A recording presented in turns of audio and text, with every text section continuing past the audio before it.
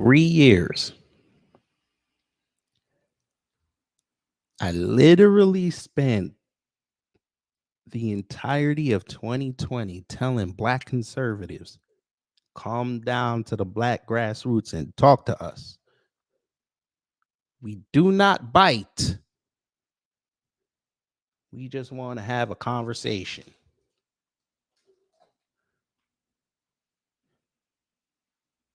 Conversation is just words. I made proclamations. I said, someone like a Larry Elder, as big as a Cooney is, he need to go sit down and have a meaningful conversation with someone like Tariq, especially with this platinum plan that came out. Because the only way that we're going to get through this is black folks need to look united.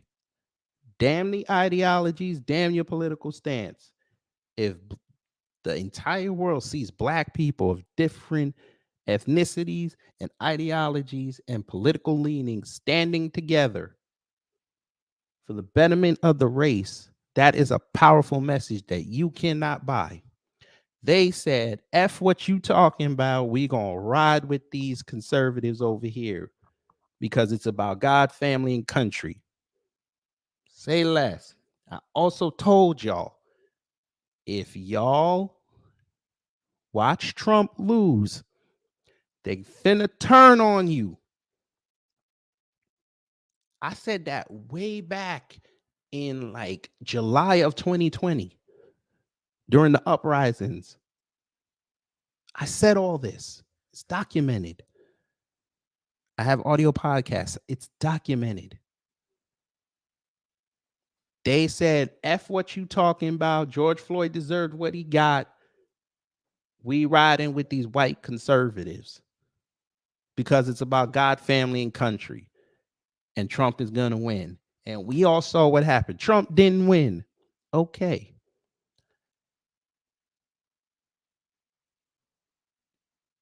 Every black conservative, their white crowd has turned on them. All that cachet you built up and your crowd turned on you. Now, instead of saying you are a voice of reason on that side where we couldn't make headway, now they're saying, what? You sound angry. Shit.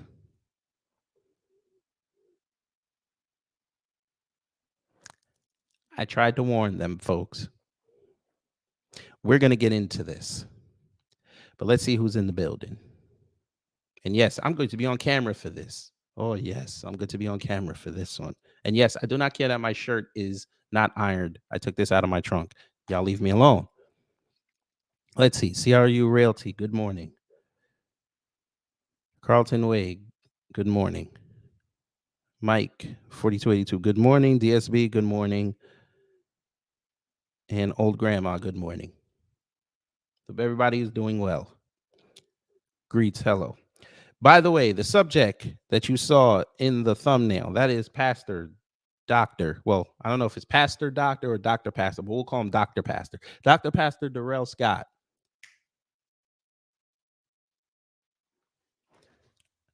I sent him the link, so let's see if he'll pop up. I told him you can free to talk. I was planning on giving him this work, but I said, you know what? We're not even going to do that. This is going to be a teaching moment today, family. I'm not going to sit up here and toot my own horn that I told them this. We're going to teach today. We're going to teach because they know not what they did. But it's okay. Everybody has to learn. So, if you were here with the live stream yesterday,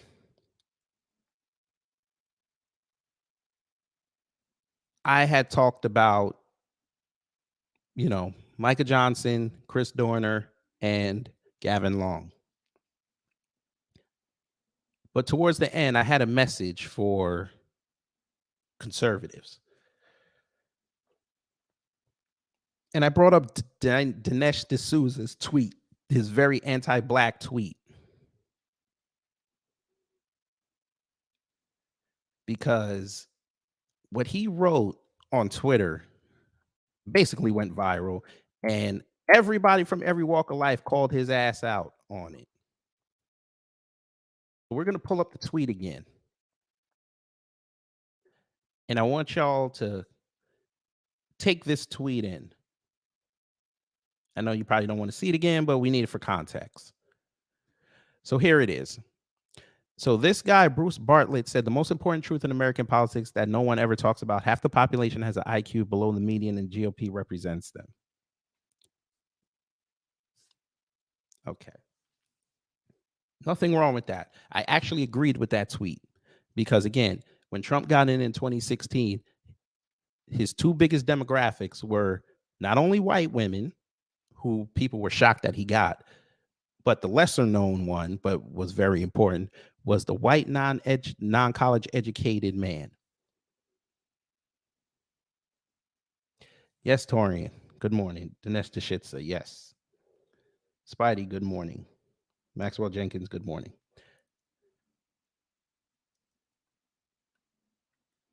So Dinesh came back and said virtually every IQ study over the past half century shows that blacks, who are the rock solid base of the Democratic Party, had the lowest IQ of any ethnic group, one standard deviation below whites and Asian Americans. How is that compatible with your thesis? This is the tweet that got him in so much trouble.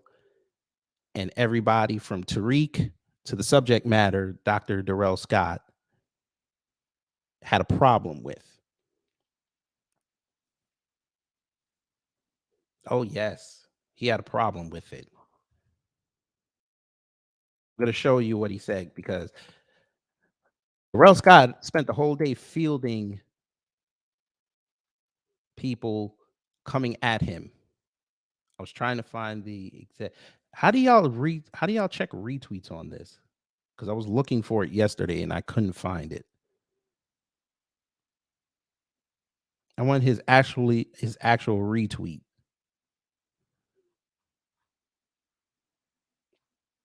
So we can follow the through line. I don't think that's it. Should be somewhere. Should just kept it open. Yeah, this is all him. This is all on his page or his name attached to it. It might be this. No.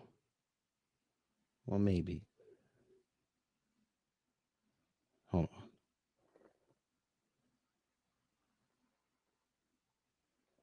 No, that's not it. Damn it. It sucks.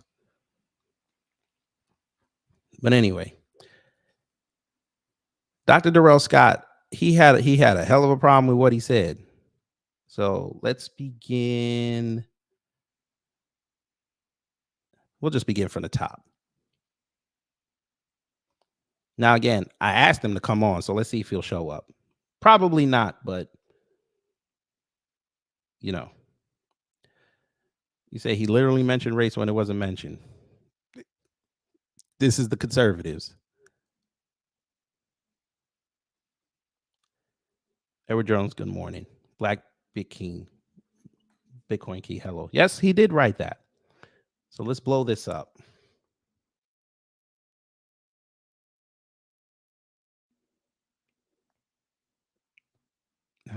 Where is it? Here we go. So he just wrote this. It says, I don't know about any other blacks on the right, but ain't no way I can hold my peace about that racist crap Dinesh D'Souza posted. And I don't give a rat's butt who doesn't like it. My daddy didn't raise no punk. Now, it looks like he's crashing out, folks. And I don't like that. Don't crash out. Never crash out. Don't give him that kind of power.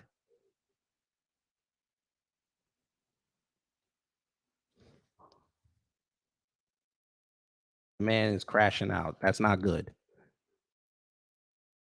Again, we told y'all. Come down here and talk to us. It's not that hard. It's really not that hard. If we don't agree, we don't agree. Nothing wrong with that. Grind and motivate. Hello. Spidey, you said you really wanted to invite him. You have guts. Anytime I do a subject matter, if they got a social media, I tag him in it. Quick Stanfield, hello. He's crashing out, folks. This is not good. But anyway, white person told him that. This guy said, I'm going to echo something Mr. Mokelly said to me yesterday. Pastor, these guys are real G. We may not agree politically, but you will never, I repeat, never convince me that he's not pro-black. Always will remember what Pastor said to me. We are black men first before any party. So he said, you damn right. I told the heads of the RNC back in 2017, regardless of which side of the political spectrum we're on, our blackness still connects us. So Mr. Mo Kelly said, it gets to be painfully obvious that you get majority hate when you defend black people in any way. It's obvious and irrefutable. It is revealing. Irrefutable is right. Funny thing, we've been telling you that for decades.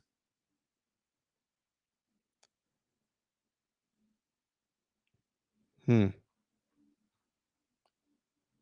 just go from this one. So he said, every time some conservative a-hole says some racist shit, we're just going to curse this morning, family. Like the Nestor Shoes that said, it proves they don't give a damn about black Republicans. It solidifies black people's reasons for voting Democrat. Dinesh is a stupid son of a bitch, and you can tell him I said it. But you did. Y'all had a conversation. I was trying to find it, but I don't see it. If he said that crap in my face, I would have called a case. All the people who yell race baiting every time I say something sure are quiet now. Here we go. White person. Trying to imitate a dog. All right. You would have proved his point. He asked, what was his point? His point was Democrats use IQ as a political talking point. How high IQ people vote Democrat. What? I think that is Mo Kelly from the radio station. But what? When what? When have Democrats ever used high IQ people? Yeah. See what I mean? We get it. Conservatives think ass backwards, but we've never conceded to the fact that Democrats bring high IQ people in it. Y'all serious? Why? Because y'all have Bill Gates in them? Bill Gates is not a smart man. Or did y'all not look up his history? Should we go into the fact he stole Microsoft from people in his college? Should we go there? His father gave him seed money to start the company. Should we go there? He's not smart. He's literally not. Most celebrities are not smart. They have admitted this as much.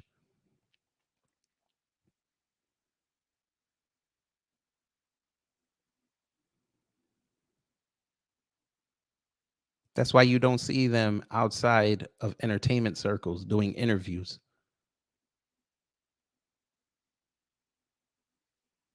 I thought this was common knowledge, but okay. Meanwhile, all studies and evidence show blacks are the most violent and lowest IQ, and they are the demo's biggest voting bloc. So Democrats are just low IQ and prone to violence. We're the most violent. Do you hear this? We're the most violent. Oh, man. But then when I pull up the FBI DOJ stats where it shows white people and the most violent people in here, and they have the most concentration of supremacist groups and hate groups, but we're the most violent because of Chicago. All right. Got it. So Dr. Darrell said, F that. He expects black conservatives and Republicans to stand next to that shit. Find some other metric to use. John C4 came in and said, I hear you. I have little to no time to associate with them en masse. And he was just going back and forth with people all day. I'm sorry he said that. He doesn't speak for everyone. Taskmaster, I really didn't understand what he was saying. It seems out of character or misunderstood, maybe. No, exactly. It was racist. I'm telling you, we need to find out the chick who put Dinesh D'Souza in the locker in college. We need to find them. I need to do an interview with her because either that happened or some black chick did not give him pussy when he was getting up there in age and he's still salty.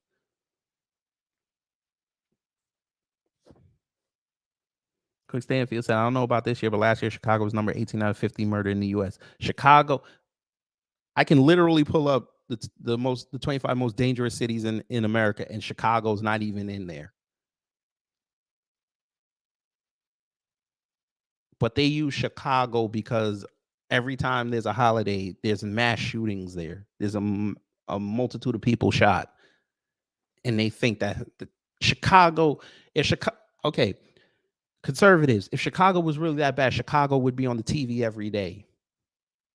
Biden would be talking about going to Chicago.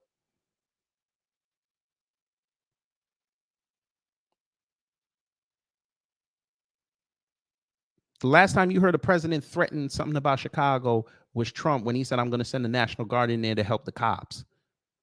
And Rahm Emanuel ran down there and said, no, the hell you're not. Then Lightfoot tried the same thing. And then she went and begged for the National Guard to come in and help.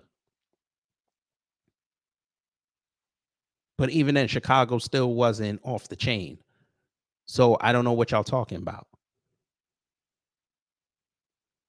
Torian said, I bet there was a phantom shooting in Chicago this past weekend. I didn't even hear nothing about Chicago. I ain't hear nothing about Chicago. Let me see. What happened in Chicago? Oh, Jesus. So they said 11 killed, 45 wounded over the weekend. But we're talking about the conservatives, right? All right, say less. Watch this. Watch this.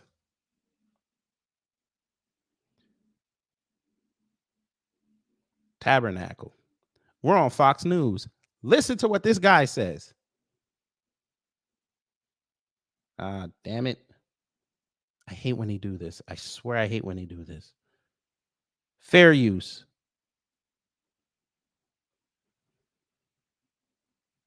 Memorial Day weekend as mayor was also the deadliest the city saw in 8 years. Since Friday, 12 people killed, 53 shot, according to the Chicago Police Department, even toddlers getting caught in the crossfire. See how the deadliest in 8 years. That's what they said. The deadliest in 8 years on Memorial Day weekend. Okay. Mike Tobin has the latest from Chicago. Hi, Mike. Hi, Danny. Chicago's got a new mayor, a new summer season, and the same old bloodshed. The murders and shootings are both in the double digits. You just mentioned those numbers just released by Chicago police. A dozen people killed, 53 shot. Chaos at North Avenue Beach. You see what Fox News is doing? Gaslighting. You see this? All right. This is in a cozy part of town with beautiful views of Lake Michigan and the city's skyline. Gunfire rang out as people were just trying to enjoy the newly opened beaches. Two 16-year-olds were arrested for possessing guns. The trend for the past couple of seasons. By the way, did you tell people that wasn't black folks? Nah, Fox News. You can't tell them that now, dude. You can't tell your crowd that because you know they ain't gonna research. Yeah, that wasn't black folks. Oops. Yes, Spidey. Milwaukee's on the list. So is Chattanooga, Tennessee, and I'm an hour and a half away from there.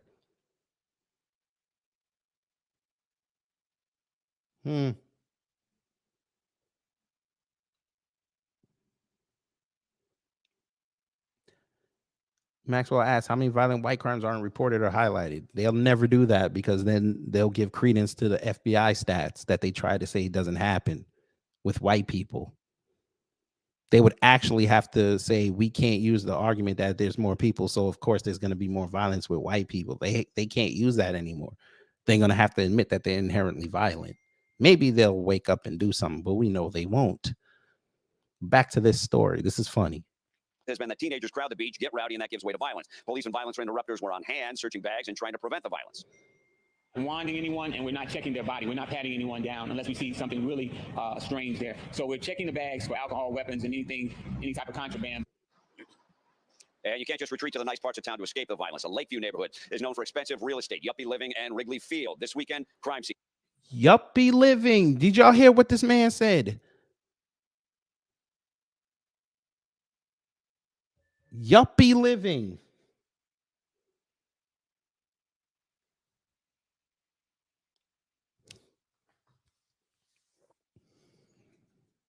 Yuppie living.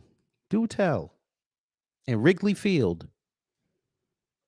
Scenes. A 35-year-old AKA man shot in the White. chest and killed on Saturday. Then Saturday night, Sunday morning, 3 men were shot leaving a party in Lakeview. The gun violence also includes a couple of toddlers who got a hold of guns and were shot accidentally. One of the murders was a stabbing. Brandon Johnson, the new mayor of Chicago, deployed violence interrupters and participated in a peace march over the weekend. Dana? Mike Tobin, not good news. Thank you. I want to bring in Theo Hardiman, Chicago resident, executive director of Violence Interrupters, the volunteer group of veterans and martial artists who aim to help curb the crime in Chicago. Theo, how you doing? You always hope it's going to get better, but as Mike just pointed out, it's the same old story. It's the same story in Chicago. It's very important for everybody to understand that the gun violence that took place over the Memorial Day weekend is it's a regular, it's the average day in Chicago. In other words, for example, there were 48 armed robberies 2 days ago in Chicago. No one has the fear of the police anymore. People don't feel like they're going to be caught if they break the law. And I want to correct something Michael said. Mayor Brandon Johnson did not deploy violence interrupters. I'm the president of Violence Interrupters, not-for-profit organization. I want to say that. And $2.3 million was spent on trying to curtail the violence over the Memorial Day weekend. That money would have been better spent on the victims of gun violence in Chicago because it's a tragedy taking place out here. People being shot in Lakeview, all over the city. More has to be done on the front end. And the police, criminal justice reform has backfired on the victims here in Chicago. Well, your town deserves better. I say it to you every time. They won't even hide it no more, family. Your town deserves better. We gonna get to that. Here's the mayor on Thursday before everything kicked off. Listen. You will see me all over the city of Chicago this weekend. Yes. And I'm going to enjoy myself. I'm even throwing out the first pitch on Saturday at the Cubs game. And here's why that's important. I really want to make sure that the full power of city government is out this weekend, keeping everyone informed, safe, and busy. Okay, Theo, did that new mayor show up at any of these shooting scenes? Well, the mayor, I did see him out in the community. I'm not sure about the shooting scenes, but I know he did have a chance to meet with a couple of the victims of the gun violence over the weekend. But the thing is, everybody's smiling, having a good time. When we have victims out here, I'm speaking up for the victims today, and it's tragic because we had a 69-year-old lady. She was on her way to a funeral. She was shot and killed on 79th and Ashland on the south side of Chicago on her way to a funeral. She's a grandmother. She had been married like 40 years. It's just insane because we cannot keep repeating the same mistakes, expecting different results here in Chicago when it comes down to reducing gun violence. Okay, a couple things here. Just 2023, 11 killed. I guess the number could change when the final tally's in. Last year, 2022, 9 killed. 2021, the number was 4. In 2020, it was 10 killed. Your record, unfortunately, was a dozen dead in 2015. The mayor talked about social programs and spending money as really the key to turning things around. I don't know how well that's gone or how long that might take, but there was a woman who was found stabbed to death less than 2 blocks from his home, Theo.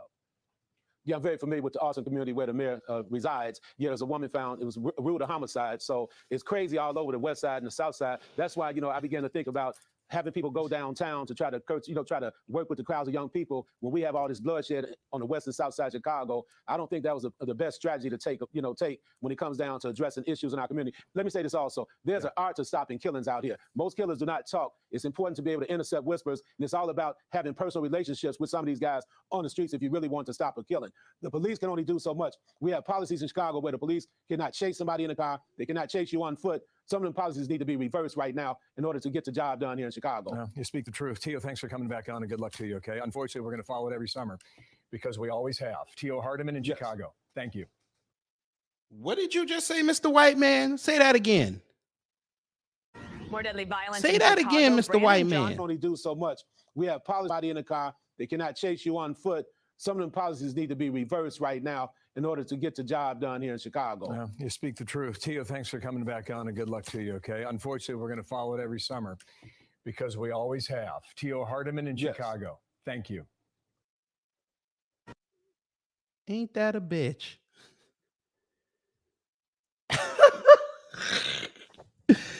Ain't that a bitch? Damn. 5 minutes, man.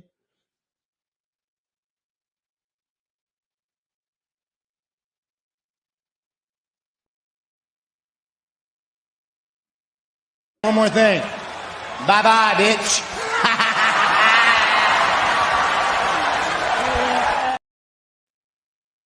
They not even hiding it no more, family. We follow it every summer. What? Bruh. Oh my God. Blacklight, hello. Bruh.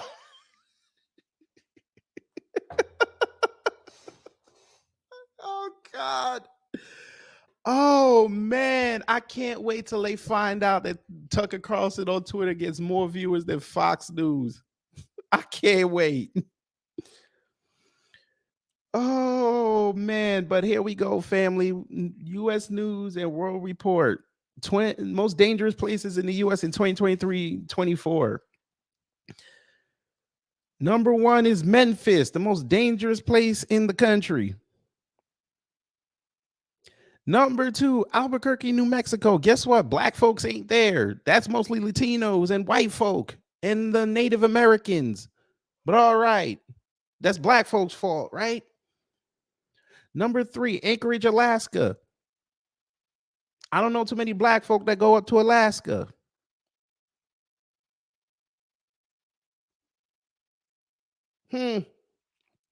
Number 4, Bakersfield, California. Sounds Latino to me.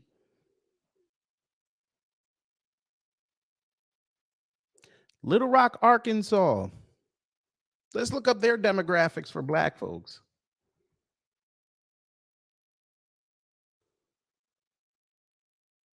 Let's see. What's your census data looking like? Let's see. Families, we got households. Where's the race? You know you got them somewhere. Where's the race? Oh, y'all small. Y'all didn't put the race there. Let's see. Select a fact. Race. Here we go. How many black folks live in this city? It says it's 41%. White alone percent 48.7, black 41.2, American Indian, Alaska Native 0.5%, Asian 3.1, Latino 7.8, white alone, not Hispanic or Latino percent 45.1. So we might have some white adjacent people, about 3.6%. But go ahead and go off. Number 6, Chattanooga, Tennessee. Corpus Christi, Texas. Sounds like Latinos to me. Tulsa, Oklahoma. Okay. Let's look up Tulsa.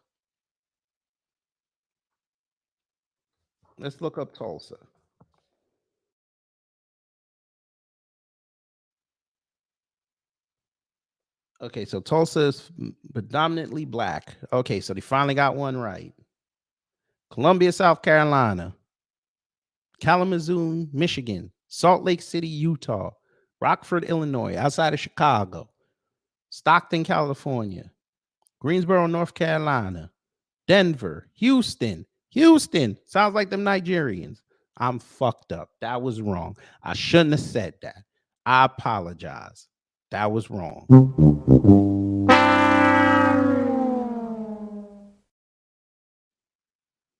I didn't mean to do that. I just associate Nigerians with Houston. That's on me. I apologize. Kansas City. We all know about the history of Kansas City. Fresno, California. Sounds like Latinos to me.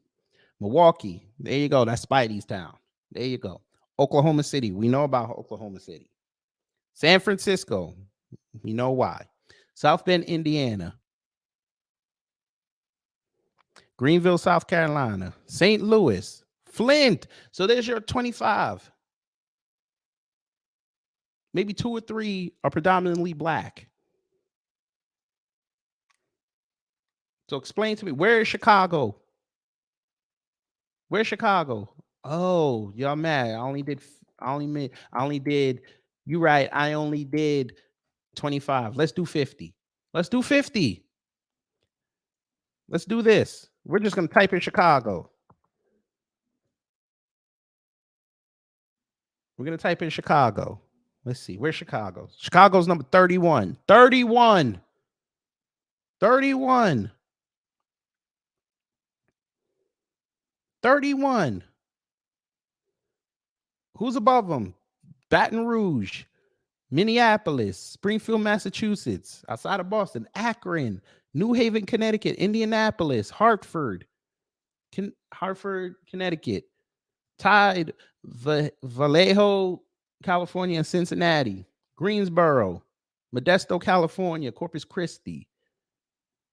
Tied again, Pompano Beach, Florida, the South Florida, and Syracuse, up in New York. Shreveport, Springfield, Illinois, outside of Chicago, maybe like an hour away. Columbia, South Carolina, West Palm Beach, Rochester, New York. Yes, that was Akron, Ohio. Yes. Ken Hotep, hello. We are talking about today how Pastor Darrell Scott got into it with Dinesh D'Souza and the fact that somebody on the white conservative side decided to say that all black folks do is gun violence.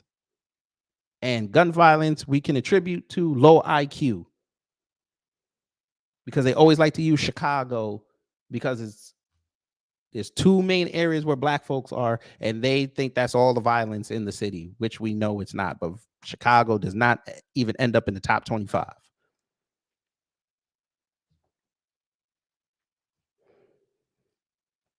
But all right, we're going to get back to Dr. Darrell Scott.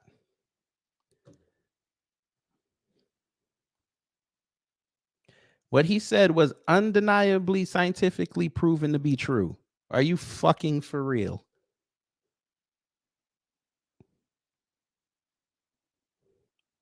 This guy can't be serious.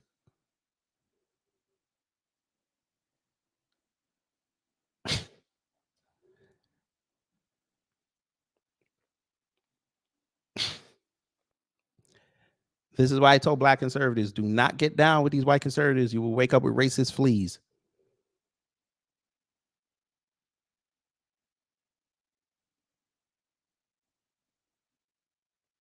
Team Dinesh.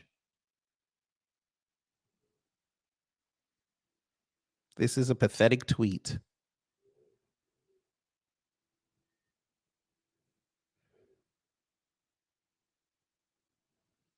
Hmm.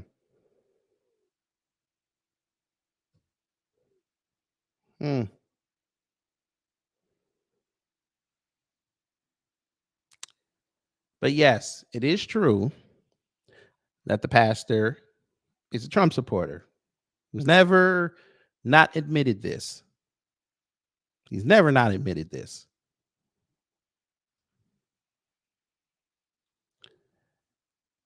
They have this article on Liberty Voice. Black pastor justifies Trump antics and rally violence. What did he say?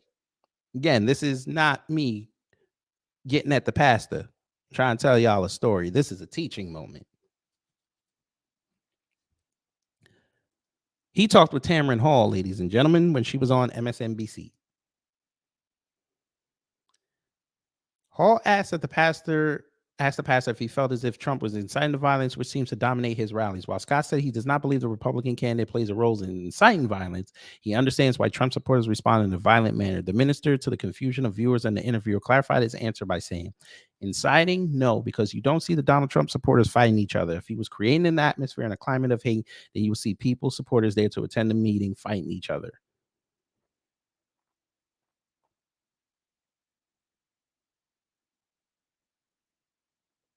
The journalist quickly jumped in to say that his response made no sense because people who are on the same side do not typically fight each other.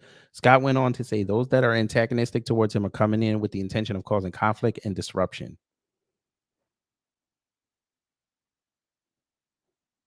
If you don't like Trump, why would you go to his rally? But we've seen Trump supporters attack each other. We've actually seen this. Let's not hide the truth, sir.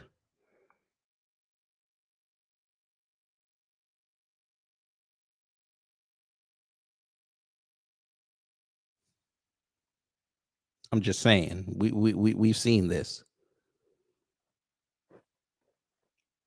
We can pull up stories, sir.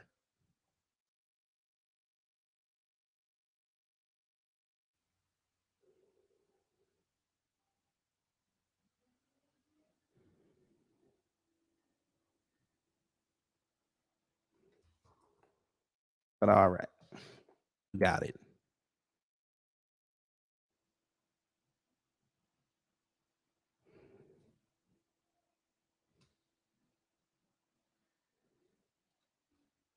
Y'all want to explain this?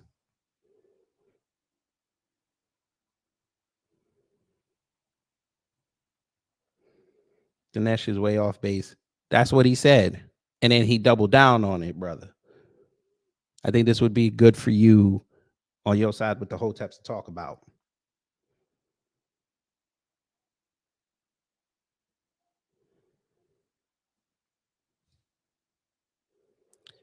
.007 Spidey said usually Detroit is one of the cities. You want to know why Detroit's not on that list anymore? Because they're gentrifying Detroit. And they're pushing out everybody into the suburbs. That's why Kalamazoo was on there. Sports and political, you're wrong for that.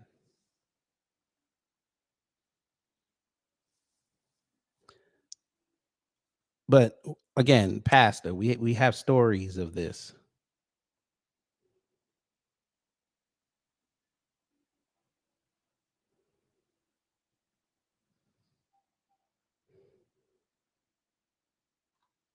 It's not worth it for you to crash out over this man. We know this man is a racist.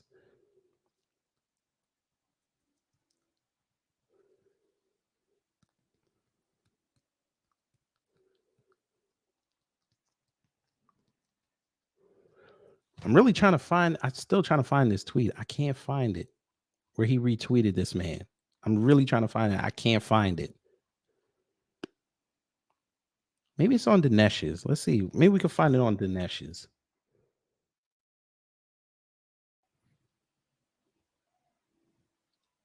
It would be in the, damn, I'm going to have to go through 980 quoted tweets. Maybe I could, let me see. Maybe I could do it through this. Let's see. I really want that thread. That thread is very important. God damn it. Can't do it through that. Shit. I would have to know exactly what time he did it. So it's somewhere in here. But he got 980 quoted tweets. So you know he said some bullshit that people had a problem with. CC Friedman on this. Ado showed up. Drew Comment showed up. See the optics, what I was talking about at the beginning, family? We got black liberals and conservatives giving this man this work. Imagine if we could just shut the fuck up and just realize that we're all black and they don't like us. Let's get to black empowerment. Imagine how powerful we would really be. But there's too many of them still want to go lick the taint of white conservatives. I'm surprised the coon didn't come outside. She's probably staying away from this.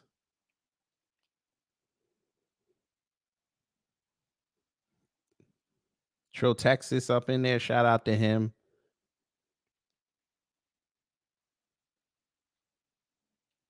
Negro Damas was up in there. Shout out to them.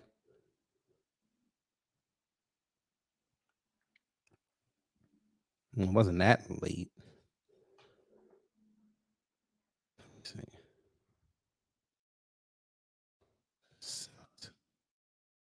I can't find it.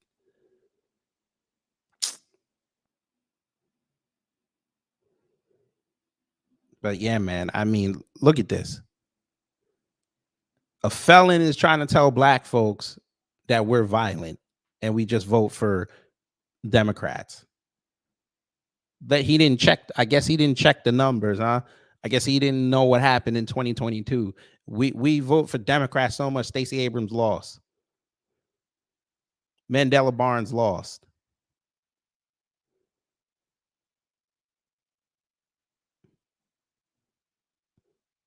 Only the Boule is propping up goddamn Kamami, which is basically your cousin.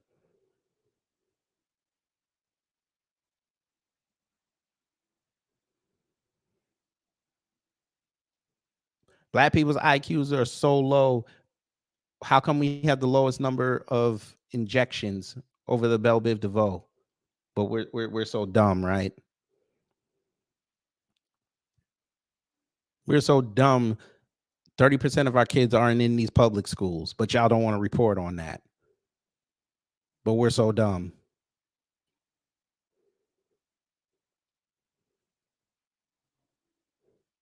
I think he's overcompensating.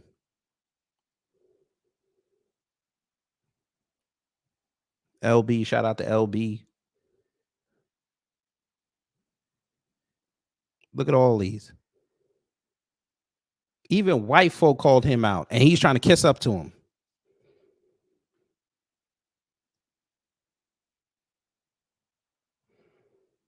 Yeah, Blacklight, you and Cannon should hook up one day and get it popping.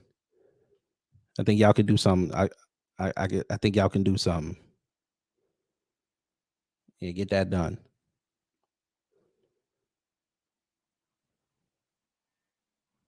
We got FBA here. You got ADOS here. You got black liberals. You got black Trump supporters up in the place to be. Bags up in here. And you had the nerve. You thought you were doing something impressive. The Hotep showed up. You thought you did something impressive. Red Joker trolled the fuck out of you.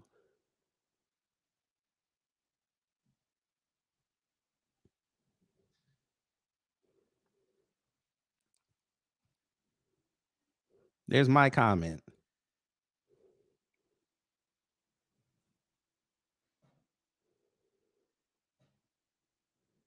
But this ain't hate speech, right?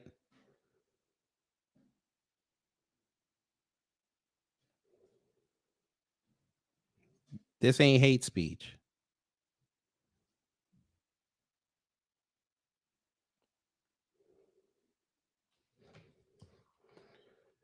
Unbelievable, folks. But yeah.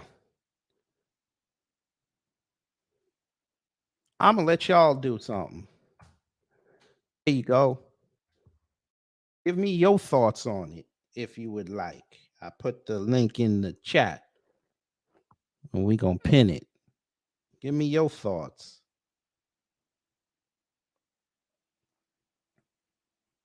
Because I'm sorry. Holy shit, the man followed me. Look, family. Look, the man followed me. Hey, man, come on the show, sir. I'll follow you back. I ain't mad at you. This is a teaching moment. I ain't even mad at you. I just hope this shows y'all down there that you can't roll with these folk. These are the type of folk y'all get with, and y'all think y'all pushing the same message, and then guess what happens?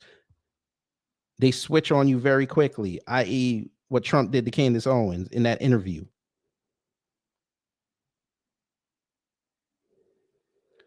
Blacklight, I sent him the invite, bro. That's why he's following me. I tagged him with the link. I said, you can come in and come talk. So I don't know if he is. Would be nice. I'm glad he's standing up for black folks, but again, black conservatives, they don't like y'all. They never did. You were me. Unfortunately, I gotta say it. Black conservatives, they used y'all between 2016 and 2021 to try to silence us. And it didn't work.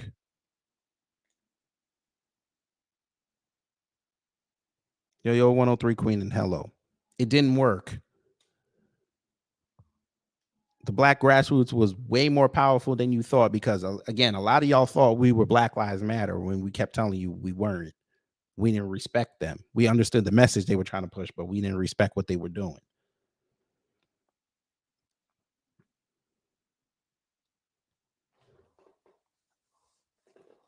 So y'all limited our message. Y'all didn't want to come over and talk to us because you thought we were going to push BLM on you. And now that you see for 3 years, that's not our aim. Our aim is for black empowerment, which would help you too. We're not saying to come in here and preach a pro-black message. If you don't feel pro-black, then that's okay. But at the end of the day, they only look at you through skin color as much as they want to tell you about how much they love MLK.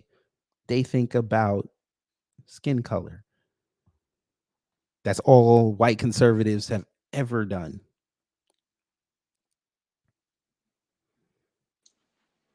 Cannon, what's up? What's up, bro? How you making that movie? Yeah, I'm out here. I'm doing my grifting out here doing this IT work right now.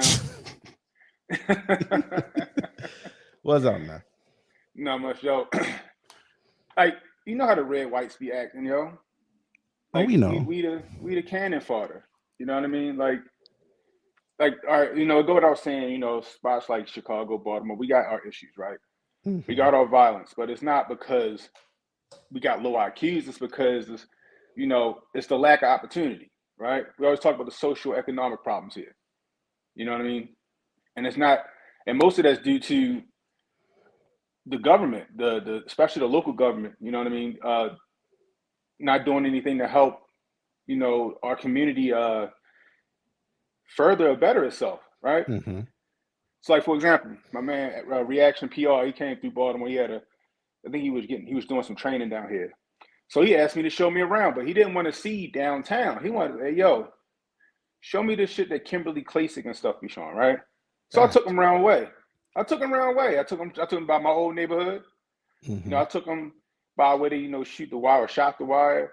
I took him down the holes. I took him down there. Like he saw them serving fiends in front of the police. How about that? Facts. You know what I mean? But I was telling him, like, yo, the city don't care about these people. I said, our kids, they go to school and they sharing textbooks. Mm-hmm. Right? Or they getting photocopies of a textbook because they don't got their own. If it wasn't for the advent of these phones, these kids be more messed up, right? Mm-hmm. You know what I mean? The social promotion that they put in here. If your kid, like they push the kid, even if the kid failing, they still push them on to the next grade. Exactly. That creates those problems. And then you got parents who ain't paying attention to the kids. You got kids out here 6 years old catching the MTA by themselves to go to school. Mm-hmm. You know what I mean? 10, 11-year-olds taking care of their younger brothers and sisters because of their parents not around. Yes, you know what I mean? Yes, sir. Yeah, I mean, I drove through Baltimore a few years ago, and I'm just looking like one block, the houses were nice. Exactly. Lit, they had the lamp in the stream, but then you look the next block, it's burnt out row houses. Exactly. And I'm like, how are y'all not talking about this? Bro, it's crazy. And the thing is, he gave me an idea. I'm gonna do the same thing again. I'm gonna go back with my camera. I'm gonna interview some people. You know what I mean? Yeah. I'm not conservative. I'm not liberal. I see shit at a 30,000-foot view. I know how my city is. You know what I mean? Mm-hmm. So like, it hit different. When Kimberly Klasick do it because we know what her agenda is. You feel me? Right. Versus somebody who live here, who be in the streets, putting it out here like this is the problem here. Yeah, remember they got pissed off. Remember they got pissed off when the white folk went down there and cleaned it up. Yeah, and at the same time, like, what the fuck y'all pissed off for? Y'all ain't doing it. We ain't doing it. City ain't doing it. Right. Brandon Scott ain't doing it. You know what I mean? They got curfew. You hear about the curfew? Yeah. It's retarded. It's dumb. It is dumb, bro. I don't know. They're gonna get somebody ass whooped in the streets. But the thing about it is that the that's just way off base. It's not the lack of IQ, it's the lack of opportunity. It's the lack of resources. A lack of resources that make people desperate. It's the same thing that would happen if the fucking lights turned out across the United States. Mm-hmm. The lack of resources and shit gonna make people desperate. And what they gonna start doing, bro? Robbing and stealing and killing to get what they need. Mm-hmm. You know what I mean? And that's just what it is. A lot of kids, like, and in some cases, it come down to choice. You know what I mean? I made the right choices when I was younger, growing up down there. Plus, but at the same time, I also had my father and my mother. You know what I mean? But you also got to remember, a lot of kids never had them choices. They never had. Exactly. They never got to say, "I don't want to do this because I got this over here." But they never want to talk about that. But then when I say, "Hey, white folk, they went through the same thing." Mm-hmm. But y'all don't y'all say, "Hey, he made something out of himself. She made something out of herself." I'm like, But why aren't y'all saying? Why aren't y'all talking about Oswego County, Kentucky, number one for Yeah. welfare? Why y'all ain't talking about that? Go fix over Go there. down, come over here to Brooklyn Park, Maryland. Come to Facts. Brooklyn Park, Maryland. You're gonna see a bunch of white fiends linked. Yeah, y'all say black, y'all say Baltimore. When y'all say white in Maryland, y'all say Annapolis. Yeah, they could. You had Akron, Ohio on that list. They could come to Akron, Ohio. I'll take you to the spot. Oh no, they won't. Well, remember what happened when You they know what I'm came with saying? Akron, bro? That was Jalen Walker. Yeah, Mm-hmm. yeah, Jalen Yeah. Walker. They don't even want to talk about Shaker Heights. Shit, Annapolis got hoods. You know what I mean? Annapolis supposed to be that Exactly. high dollar area. You know what I mean? Yeah. It's spots No, but I've they been worried to about when I was working. Alexandria. It's spots I've been to when I was working. I had to vest up, bro. Yeah. So here goes my Mhm. thing. What is anybody who's one of these proponents of quote unquote the quote unquote IQ issue, right? Mhm. If we're looking at it as an IQ issue per se, then the IQ issue takes race out of it. So my question is, what are we going to do with all of these people that quote unquote have low IQ? Because I don't know if anybody is aware, but the standard book knowledge and the standard IQ of the average American is decreasing, period, as a result of technology, as a result of people going to school less, as a result of less standards. So if Dinesh D'Souza is presenting this as a quote unquote IQ problem, right? What he's effectively saying is that the issue is taking place as a result of low IQ people concentrated into one locality. Now, we could find that same situation across a lot of different places in the United States. We could talk these situations for Chicago. Now, are we going to talk the same solutions for the trailer park that have a lot of the people that will be supporting D'Souza? That's right. Probably not. Why don't And we then talk about the reservations? those two. Or what we could even do is if we wanted to bring, the whole reparations issue into it, we could talk about all of the historical wrongs that took place that happened with Black people, specifically regarding us not being allowed to engage in educational activity, which over a period of time, I'm sure, would have some kind of negative effect on cognition. Studies have shown that. So then what do we do as far as that goes? You got a point. I mean, I think you got a point. You know what I mean? It's like we said, it's that, what's the word? It's the talking point. You know what I mean? It's that approved talking point for them. Yeah, I agree 100%. You know what I mean? Chicago bought that's buzz terms that get everybody's attention. It gets the that gaslit. But my thing is, they never walk through them cities. They never been. I could understand if you walk through the cities, you saw some shit. A lot of these kids ain't dumb. A lot of these people ain't out here with low. It's just like you said, the opportunity ain't there for them. Facts. That's why I told him that yesterday. I'm like, listen, some of the biggest innovators in this world came out the hood. Yeah. Look at Ben Carson. Everybody hate Ben Carson. Ben Carson came out the hood of a single parent household. Out the hood. And what he did, he the biggest innovator in medical advancements, period. Yeah, he's a neurosurgeon, isn't he? Neurosurgeon. First person to separate conjoined twins at the head. But he a coon. Trailblazing cardiovascular surgeries and stuff like that. I mean, he is a coon, but still. But you know what I mean? Like, still. But that's all they remember. That's all they're gonna remember him for. That's all they're gonna remember him for. And not for, like I remember back in the day, kids was doing Champions of Courage essays on Ben Carson. The minute they found out he aligned with Trump, now he a coon. He this, he that, he dumb. He got something wrong with him because he talks slow. All this other stuff. He fall asleep. Right. Then the president falls asleep. That's true. Right. But check this out though, and I said this yesterday. Dinesh said all that, but when people bring up, "Hey, give me your top 5 conservatives," he don't even make the list. They'll go get the Kundins first. No, and she's a black woman. He only got his recognitions because he went to jail and he got pardoned, right? Yeah. Well, he did. He got a sweetheart deal. And then he made those two documentaries that people shit on, saying that your information is wrong. Who made the documentaries? You talking about Dinesh? Yeah, he made 2,000 Mules where he was talking about trafficking, and people were like, "Where did you get your info from?" Like, look at this. This is it right here. This is on the IMDb page. 5.3 out of 10. Come on, bro. Come on. Look at this. How many ones did you get, sir? I ain't gonna front. I actually thought that one was all right, but what was the other one he made? That one I was like, nah, bro, I'm sorry, I can't get it. Wasn't it I can't remember what it right, is. The Secret History of the Democrat Party. Is that what it was? He wrote that one. Yeah. And then he had another one though. Death in the Nation, America. Yeah, Imagine War that's Without- it. That's yeah, it. Death Death in the of the Nation. Nation. Yeah, but the thing They is, got lower marks. But you're going to start to see more people like Darrell. Like so, like for example, right? Bryson Gray starting to wake up. I saw that he went at him yesterday too. Bryson Gray starting to wake up, and that wasn't the first time Bryson Gray either went Hotep, you know what I mean, or something like that. You know what I mean? I'm like, so you're going to start ABL starting to wake up a little more. See, that's Yep.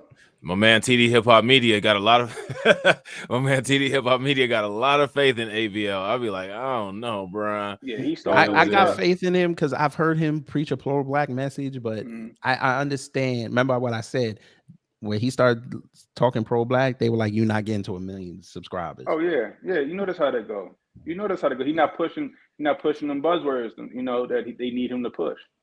You know what I mean? And let's not pretend that a lot of these people ain't come from a casting agency or somebody ain't some big company ain't got behind to push them. Real talk. You know what I mean? If it went for Turning Point, Candace and Brandon Tatum wouldn't be where they at. I agree 100%. And that goes back to the question that I've been asking on Twitter all the time is when it comes to these people like Brandon Tatum, when it comes to these people like Candace Owens, when it comes to a lot of these people, how many of these people have actually built their platform based on accurate information delivery and consumer appeal? And not very many of them. Not very many. Look what happened with Hotep Jesus and Amazing Lucas. Yeah. Turning Point got their asses out of there. Yeah. Because they wasn't pushing the message they wanted them to push. Yeah. Yeah, You know and Hotep Jesus, if you ask me, he's a great content creator. You know what I'm saying? Dude got the natural personality to be on YouTube. He's funny. He should at least have over 100,000 subscribers. I was shocked. He's been doing content for a minute. I used to watch him on Periscope. But when the apocalypse happened, a lot of real ones got. Yeah. You know what I mean? Like you said, Hotep Jesus, Uncle Hotep been stuck at 40-something thousand subscribers for the past like 7 years, and he was jamming. Yeah. You know what I mean? I don't think Amazing Lucas grew. Well, he lost a lot after Trump lost. A lot of his crowd didn't like the fact that he was going at everybody, so they said, "Now we out." So he had to rebuild his. But now they see what the fuck you talking about. Mm-hmm. You know what I mean? Now they all starting to look like oh shit. Now they starting to question, narratives now. A lot of people thought Amazing Lucas was nuts. I ain't gonna lie. A couple times, I was like, then I was like, nah, he on point with it right now. He on base with it right now. He shed that whole, Trump. No matter I'm what. glad you brothers here narrative. because I respect y'all opinions. I want y'all to listen to something. I want everybody in the room to listen to this. Y'all see this title, right? Neither slaves nor immigrants built America. Here's who actually did. He finna educate us. Fair use. You man. Bitch, I tagged you. Bring your bitch ass over here. He's the one that followed you, Dinesh? He followed you? No, Darrell Scott. Oh, Darrell Scott. Okay. Here you go. Let's see what he said. America was built on slavery. This has become a standard trope of critical race theory. It is something that is taught in our schools. It is something that has now surfaced on a Disney show called The Proud Family. It's a kind of a cartoon show, but weaved into it are themes of slavery and reparations. And I want to just quote a line or two. This country was built on slavery, which means slaves built this country. It goes on to talk about why that creates a foundation, a moral foundation for reparations. Now, this may seem like inarguable, which is to say self-evident. I want to argue that's one of those things that we tend to take for granted so much that it takes a little bit of thought and scrutiny to realize that it's not true. What is not true? This country was not built on slavery, and slaves didn't build it. And think of how if what I said is true, it blows the foundation for reparations right out of the water. The premise itself is false. But how can it be false? Didn't slaves, at least some would say, well, they certainly helped to build this country, didn't they? And I would say, in a sense, no. And why? The reason I say no is because it's not that the slaves didn't do any building. Slaves, of course, there was some slavery in the North also before the American founding. Most of slavery was either abolished or on its way to being abolished in the era of the American founding. And then slavery became more regional. It was in the South, mainly plantation slavery, small and large plantations. Okay, so the slaves built the plantations. But what happened to the plantations in the Civil War? They were destroyed. They were leveled to the ground. Sherman burned Atlanta. So at the end of the Civil War, what was left in the South was very little, just land, agriculture. The South had to sort of rebuild its way out of, a kind of rubble. So what the slaves built was destroyed during the Civil War. And the idea that America today is somehow built by slavery is nonsensical. That doesn't discount. That doesn't discount. I hate this man. I hate this man. Well, here's my thing, right? We don't even have to go through any of that. Here's the question. How do you physically burn down an economy? How do you physically burn down an economy? Because for one, as we all know, from principles of microeconomics and principles of macroeconomics, war stimulates the economy. So we already had the agriculture economy that was going on down south that was booming, that provided the stepping stone for the United States to have the jump into the Industrial Revolution. And then on top of it, there was the war that was related to what was going on, which also provided the economy a boost. So the question is, are we saying structures, or are we saying the economy, or are we saying both? Now, we can burn down a physical structure, but the question is, how do you burn down an economy? If you ask me, the economy that we have still has us in a position of power today.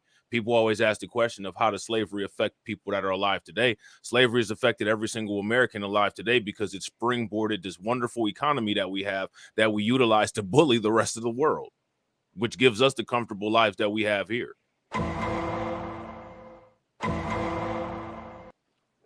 He don't care about that, bro. This is the conservative way of saying black folks don't deserve shit.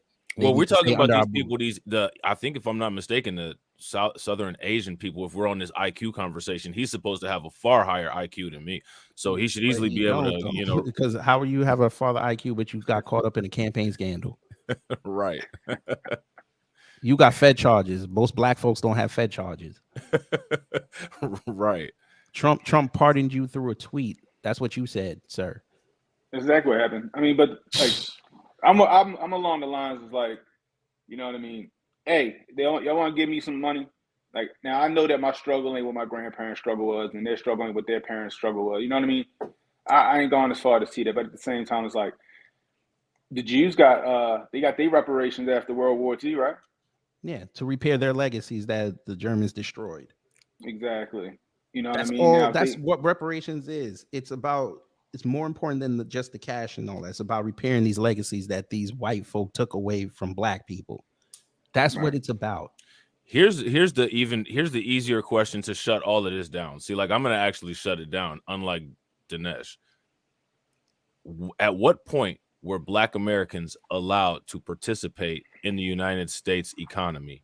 You know he gonna say the 60s with integration. You know that's what he gonna say. That's the conservative move. Integration. Fair enough. Are there people that are alive from the 60s today that were born prior to the 60s? Yeah, our parents, our grandparents, right? So that means that it was impossible for them to build any kind of generational wealth. Wealth building is related to these high crime rates that Dinesh relates to IQ. My question is, if that's still people living. Go ahead. No, I was just gonna say, if that's the case, then what should we do about that? Right, because there's still people living in these in certain neighborhoods due to redlining. Yeah, big fact. I mean? You know, they don't want to bring up Blockbuster until it's time to go after them Democrats. Right, and the thing about it is, it's just like I said, it's all lack of opportunity, man. Like, even with, let's just say the reparations thing. Let's just say they cut everybody a check for $1 million, right? What they've done is successfully dumb down certain communities, right? Because I always say, like, that the Dave Chappelle skit, right? That shit is true. That shit is true. That's what would, like, unfortunately, that's what would happen in a lot of families. They get that money and that shit be gone, right? They get the mill, they'll go buy a $600,000 house, they'll get a $500,000 car, and then they forget they got to pay taxes and all that other shit, right? Then a lot of people would be worse off. But the thing about it is, we gotta get our people financially literate. You know what I mean? I actually respectfully disagree with that. Really? They're going to use Yeah. that as a minority. Yeah, I was gonna say, because here's the question: how many black Mhm. people are alive today, right now, currently, that work a job currently that are actually managing their money effectively? You know what I'm Oh yeah, saying? no. Now in that case, I do agree with you. Yeah. Right? And I'll now say that's I do think that. I'll say that's the minority. I'll give you that. Yeah, because know what like I my mean? thing is, if we look at the reparations, right, and we say, well, Mhm. certain people will blow their money. Look at all the lottery winners who have blown their money, right? Should we Right. stop the lottery because that's a No, small of course percentage not. of people? Exactly. Oh no, Yeah. I'm not saying stop. I'm not saying No, stop the reparations at all. I'm agreeing with what Yeah, you're saying. My yeah. thing is that the reason why I say, like, when people, I'm again, no disrespect, bro. When people say that kind of thing, the thing is that somebody like a Dinesh D'Souza or somebody like one of these, DC Christopher Dream, Rufo type cats, yeah, Chris they'll Rufo, take that talking point and run with it. And it's like, we're not giving you guys any ammunition to put in your weapons. You know what I'm saying? Yeah, no, I feel it definitely would be the minority. I would hate to see it. That's what I'm Right. trying to say. I would hate No, to see yeah, that, but you the know? thing is, Like me- they're going to use the minority as the Oh, argument. of course. Now, me personally, I'm like, give me tax free. I'll take tax free. You know what I mean? I want to be tax free, and I don't know, give me like an acre of land somewhere, 3 or 4 acres of land somewhere. You know what I mean? You know, something that I can build with. But I'm like, fuck. Like people always, no. I'm like, no, you crazy. If they're gonna cut me a check, I'm taking that check. I know what to do with my money.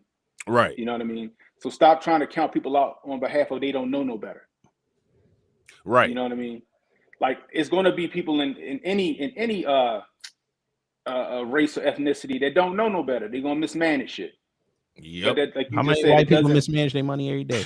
all day, every day. But that doesn't negate everybody else. You know from what's funny? I would love for getting that. Dinesh to come down to Atlanta and we go up to Buckhead and I show him all the for sale signs up there. I guarantee it, man. Listen, Shit. bring them here to Woodstock. You know what I mean? Bring them out to Montgomery County, the richest black. Bring them to the richest black neighborhood in Maryland. Right, but we know why know what they I also mean? don't want to give y'all reparations because the banking system would crash.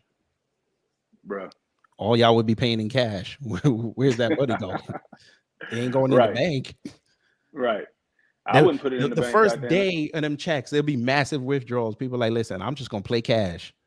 You ain't finna Yeah. track me where my money going. Yeah, especially now with the CBDC jumping off, where they trying to limit Mhm. the amount of money you can stack. Mm-hmm. They trying to limit the amount of money you stack to 10K. Yep. And that's the stuff I'm talking about. They're hamstringing the communities. How many black folks got rich off Bitcoin, yo? How many black folks got rich off Bitcoin? Right. Not many. And look, they trying to make sure that shit don't happen. Right. You know Let what me I hear mean? what the And rest of this asshole said. Dude, why he look like he owns like 3 subways? Because he might own 3 subways.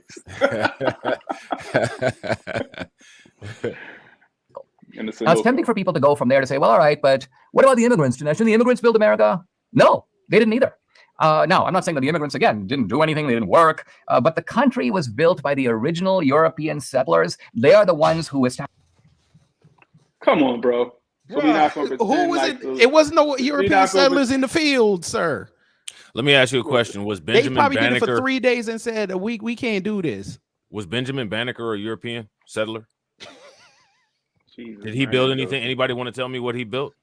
Oh God. Now And check even if out he- check out the and bottom he- of this video. Check out the bottom of this video. There's no notation for misinformation. Oh, I know. No, of course not. There you But go. that's the thing, right? So Perfect check it, common right? sense. You see what I mean? But this is the thing, right? Let's just say that he said that. Even the European settlers were what? Immigrants. There you go. The fuck? We had the Louisiana Purchase. Who we purchased fucking Louisiana from? Exactly. This is the guy with this is the guy with This the is high the IQ. conservatives. This is why I call them dumb conservatives. This is You're the dumb IQ guy. servants. This is the IQ guy. You guys need to hurry this up. I got a gas station to rob. You know what I'm saying? Established the economic and political and moral foundations for a strong, prosperous, and decent nation. And then this is me tweeting, we are all living off the fruits of their labor. Now, I knew when I said this, it would sort of set off a little bit of a social media stir. And sure enough, I get all kinds of comebacks. And one of these comebacks is, well, Dinesh, the settlers are the same as immigrants. You're talking about settlers, but didn't the settlers come from another country? Doesn't this make them immigrants? No, settlers are not the Why? same as immigrants.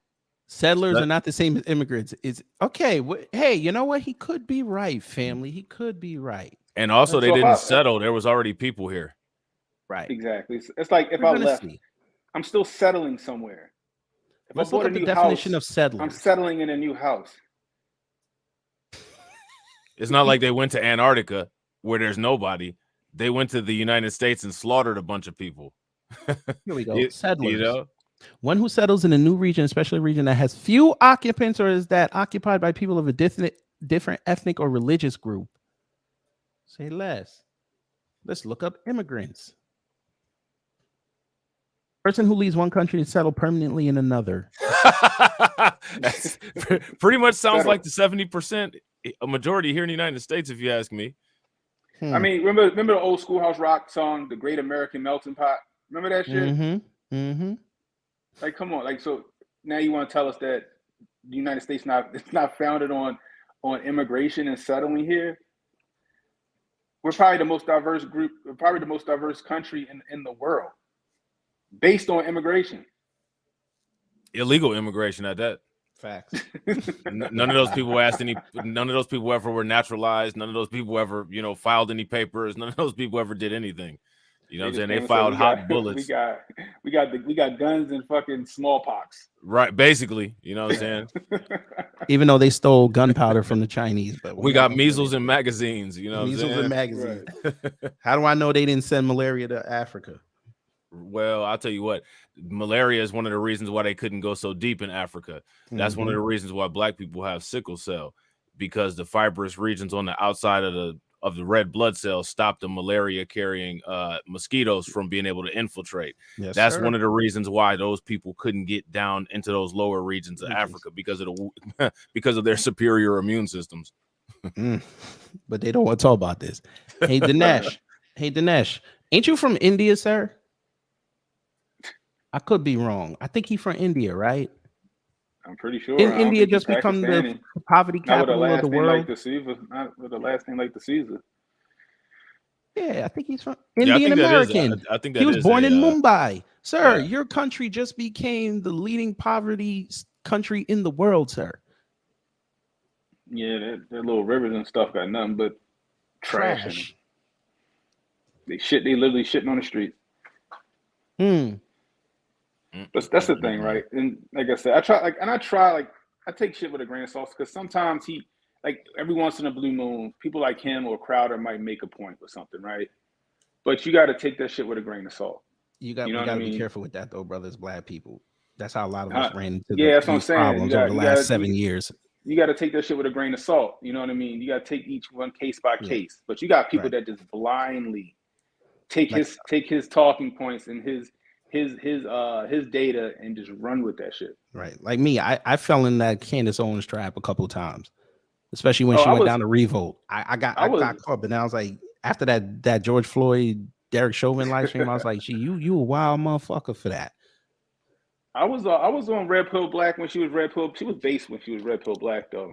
You know what I mean? But then her true colors started coming out after that George Floyd stuff. Yeah. You know. Now the thing is she doing it for the bag? No, she a griff. She a full griff. She full griff, right? Yeah, because she got cussed out in her city's airport. She found out real quick that day she was a black woman. She found out the world was correct, huh? Yes, sir. Very correct. She was like, "Are you a black person? The world is correct." Like, I mean, it's crazy. Like, I like to think I see shit at a 30,000 foot view, because people like to believe that it's either one or the other. I'm like, yo, it's a lot of nuance with a lot of shit. You know what I mean? But that takes critical thinking, which this man does not have. Two things can be true at the same time, and people fail to realize and believe and believe that.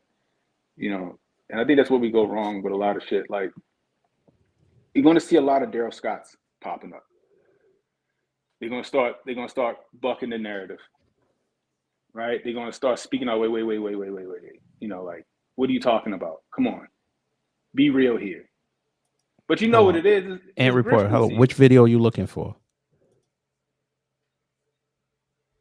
Let me see. Just let me know which video you're looking for. You know what I mean? I think he's talking about the one that's on the screen. Yeah, I think. I'll put that in the chat. Yeah, we can put that in the chat.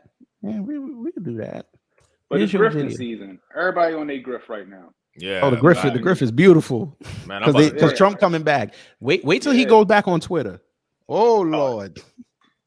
I'm gonna get 55 notifications of people say breaking news, Trump is back on Twitter. And what he said. And I'm gonna be there for that Griff. I'm gonna be there for that Griff. Teach me how to Griff. You talking about the live stream she did? She took that shit down. You can find the articles about it though. The articles are all over the place. But yeah, she took that shit down because people were getting at her for that. If it's one thing I learned from my conversation, if it's one thing I learned from my conversation with Hotep Jesus, it's respect the Griff. You gotta respect that Griff. Respect the Griff. Matter of fact, I started seeing Darrell Scott changing his tone when he did his interview with Hotep Jesus. Hotep Jesus might talk to him. He might be like them boys in the 70s when he took the drug dealers off the street. Man, Hotep Jesus is a brilliant interviewer. Oh, you want the one that Candace getting cussed out? Oh, okay. It's actually on. Let me go look for it on Twitter, but let's go back to this video while I go get it. Hold on. There's a real difference between a settler and an immigrant. I put it this way: the settler is the guy who shows up and builds the country. He's the first guy to actually create the recipe for a society. Now, if it happens to be a good society, good recipe, good society, then immigrants will leave their own country and move voluntarily to the better country that the settlers have created. In other words, immigrants move to already existing established societies because they like the way that society is run or organized. But who organized it? Not the immigrant, the settler. And this is why the countless immigrants can we stop for a second? All of us owe a great... Okay, so when they moved to the United States, at first they were doing things like contracts and treaties, which were not something that they brought over from Europe. That's something that was a part of how the individual tribes ran things here. So they came here and were doing business the way that the people here were doing business. They were just swindlers and had guns. They adopted to the agriculture. They came to an existing established society already. And if we really want to get down to it, you ever read the book They Came from Africa?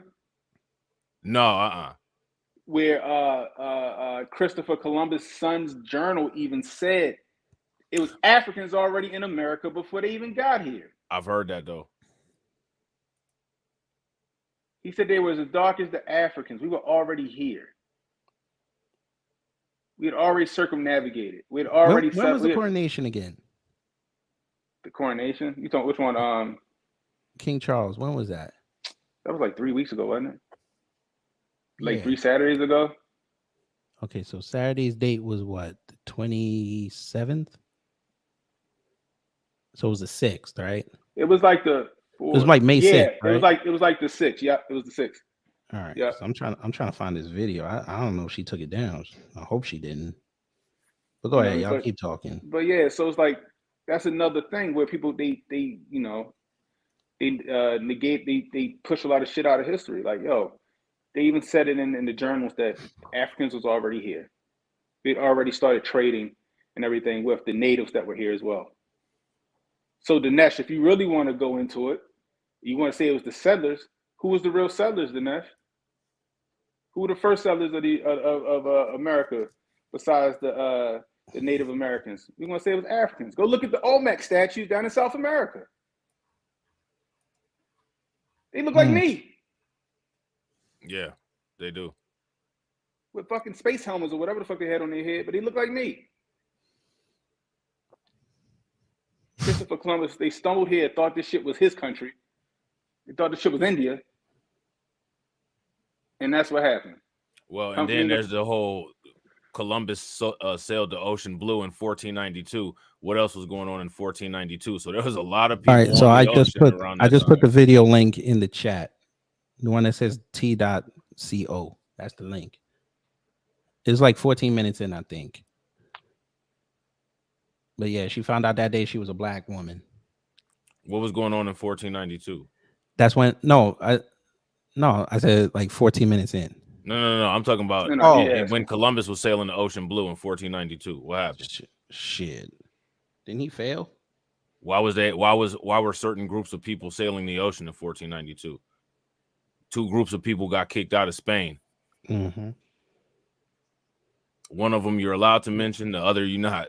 Yeah. I'd do it. I don't care. And they got to pay off too. Yeah. but they not ready for that conversation. Right, Oh, by that's a the way, rumble. Dinesh, I seem to remember it was one of them people, the lawyer for the prosecution that got you locked up. But all right, we not gonna talk about that today. Maybe one day. What else you got for me? Since you don't know what a settler and an immigrant, you don't know the And difference. and it's people like him that won't push King Randall. They talk about this low IQ and all this shit, but then they won't get behind King Randall. Facts. Right. But that he's running a low IQ school according to him. You know what My I mean? question is, what is the expectation of what to do with these quote unquote low IQ people? Everybody that he qualifies as low IQ, right? And I'm not trying to be funny, but he looks like if he had a child, it might not come out, you know what I'm saying, with a full functioning brainstem. So including like anybody like that, right? What do we do with those people? What's his what aside from posting things on Twitter? Right. Hopefully he ain't trying to do what old Dolph trying to do or tried to do. And my question is his solution of what should quote unquote be done with the alleged groups of people that have a low IQ? Is that what all conservatives are behind? Bro, it gets low worse. Wage workers. That's what they trying. Well, low wage workers. That's what they want. Bro, it gets worse. I gotta finish the video before I show y'all this. It gets worse. Debt to the Pilgrims and to the original settlers. They are the ones more than anyone else, more than the immigrants, more than the slaves. They are the ones who really built America. Now, lying bastard. Once I establish propositions that are hard to argue against, I get quibbles. And here's a quibble that comes from somebody on social media. Hey, Dinesh, care to weigh in on the assertion that European settlers weren't immigrants? I'm sure lots of First Nation leaders, meaning Native Americans, would have a different interpretation of history. And here I make the point that being here first doesn't mean anything. I mean, does the first Bedouin who arrives at an oasis own the oasis? No. European settlers are the ones who developed this country. They built towns and cities. They established the nation on a political and economic foundation. They created this widespread opportunity and this widespread prosperity. I think I speak for immigrants here. We didn't come to the America the Native Americans created. If the Native Americans had continued to run the show, I would still be back in India. The reason that immigrants like me came to America is to be part of the country that the original settlers created here. That's the America that we're grateful for. Bullshit. That's not true, because the country that he's from is probably in similar state to what was going on with the native indigenous people here. Actually, the native indigenous people here probably had a better society than what's going on currently in his country. And there's still, I think India still has the 4th largest population in the world. So that's not true. People will still live in squalor if they have to. Mm-hmm. Hey, here we go. Get that water. He about to get this work. He about to get this work. This man can never tell me nothing again in life. You can't tell me nothing again in life. This is who you porked. You can't tell me nothing in life. I don't know, yo. I might have busted Ann Coulter though, just off of general. No, man, no. I'm finna kick you off. No. My milk of magnesia. Oh. After the devil made you, he broke the mold. Oh, I don't want to see that, man. No. I will block you from my channel. Don't do it. I'm just fucking with you. I just had to throw that out. Please, nah, we not doing. Nah. What the hell? What the hell? What the? Nah. We not doing that today. No, you fuck around. You fuck around and end up like Jimmy Walker. No, I don't want to see Jimmy Walker in around fucking Baltimore. Don't do it, brother. Candace said he's taking one for the griff, man. That's all. Hit her off. Listen, I'd have rather you said Candace Owens. She might think she Rachel Dolezal. She up there wearing leggings and Bruh. My man Cannon said he taking one for the griff. You can't talk to us. He said he taking one for the griff. He trying to be the inside man for listen, real. Listen. Even Hotep Jesus wouldn't even do this. Even though he did talk to Megyn Kelly, he wouldn't even do this. Yeah, all right. Yo, I'm just gonna do what they did. What he say in the movie? I'm just doing what they did to us for 400 years. Fact. Fuck him. Hell no. Bruh. Carlton Way, you wrong for that. She do not look like Celine Dion. Nah, don't do that. Do a little bit, bro. She kind of do a little bit. He got a point in that picture. The picture you got up, she bro, the only thing I kinda a ever little respected out of this cunt was she said that civil rights are for black folks. That's the only thing I ever respected her Do saying. you remember the episode on Boondocks where she was on there? Yeah. And she was fucking with the black dude. And That everybody shit gave her a was funny. pass. Boondocks used to tell the goddamn Boondocks was telling the future, bro. Yeah, that was Black People Simpsons. Yeah, that shit really was real talk. Look at it, sir. But again, back to you, Dinesh. You can't what you talk to us, expect, bro. though? You What can't you talk to expect? us. What you I didn't expect Lauren Ingram to take it. Shit, I do. Shh, Dinesh. A lot of times people be messing around with people that look the exact same, and you know what I'm saying? Like Laura Well, Ingram he kind likes of looks blonde. like He married a blonde Coulter. woman. I'm finna They show you both his look, wife. but they both look like if they was alone with an attractive black man, 9 times out of 10. Wait a minute. They going back. They going back to the room. Wait a minute. He knew Laura Ingram since college. Say less. Or since, Man, I bet you. I didn't know it since the agency.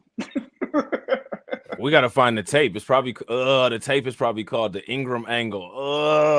Stop it. I'm not even looking for that. They might have known each other since the agency.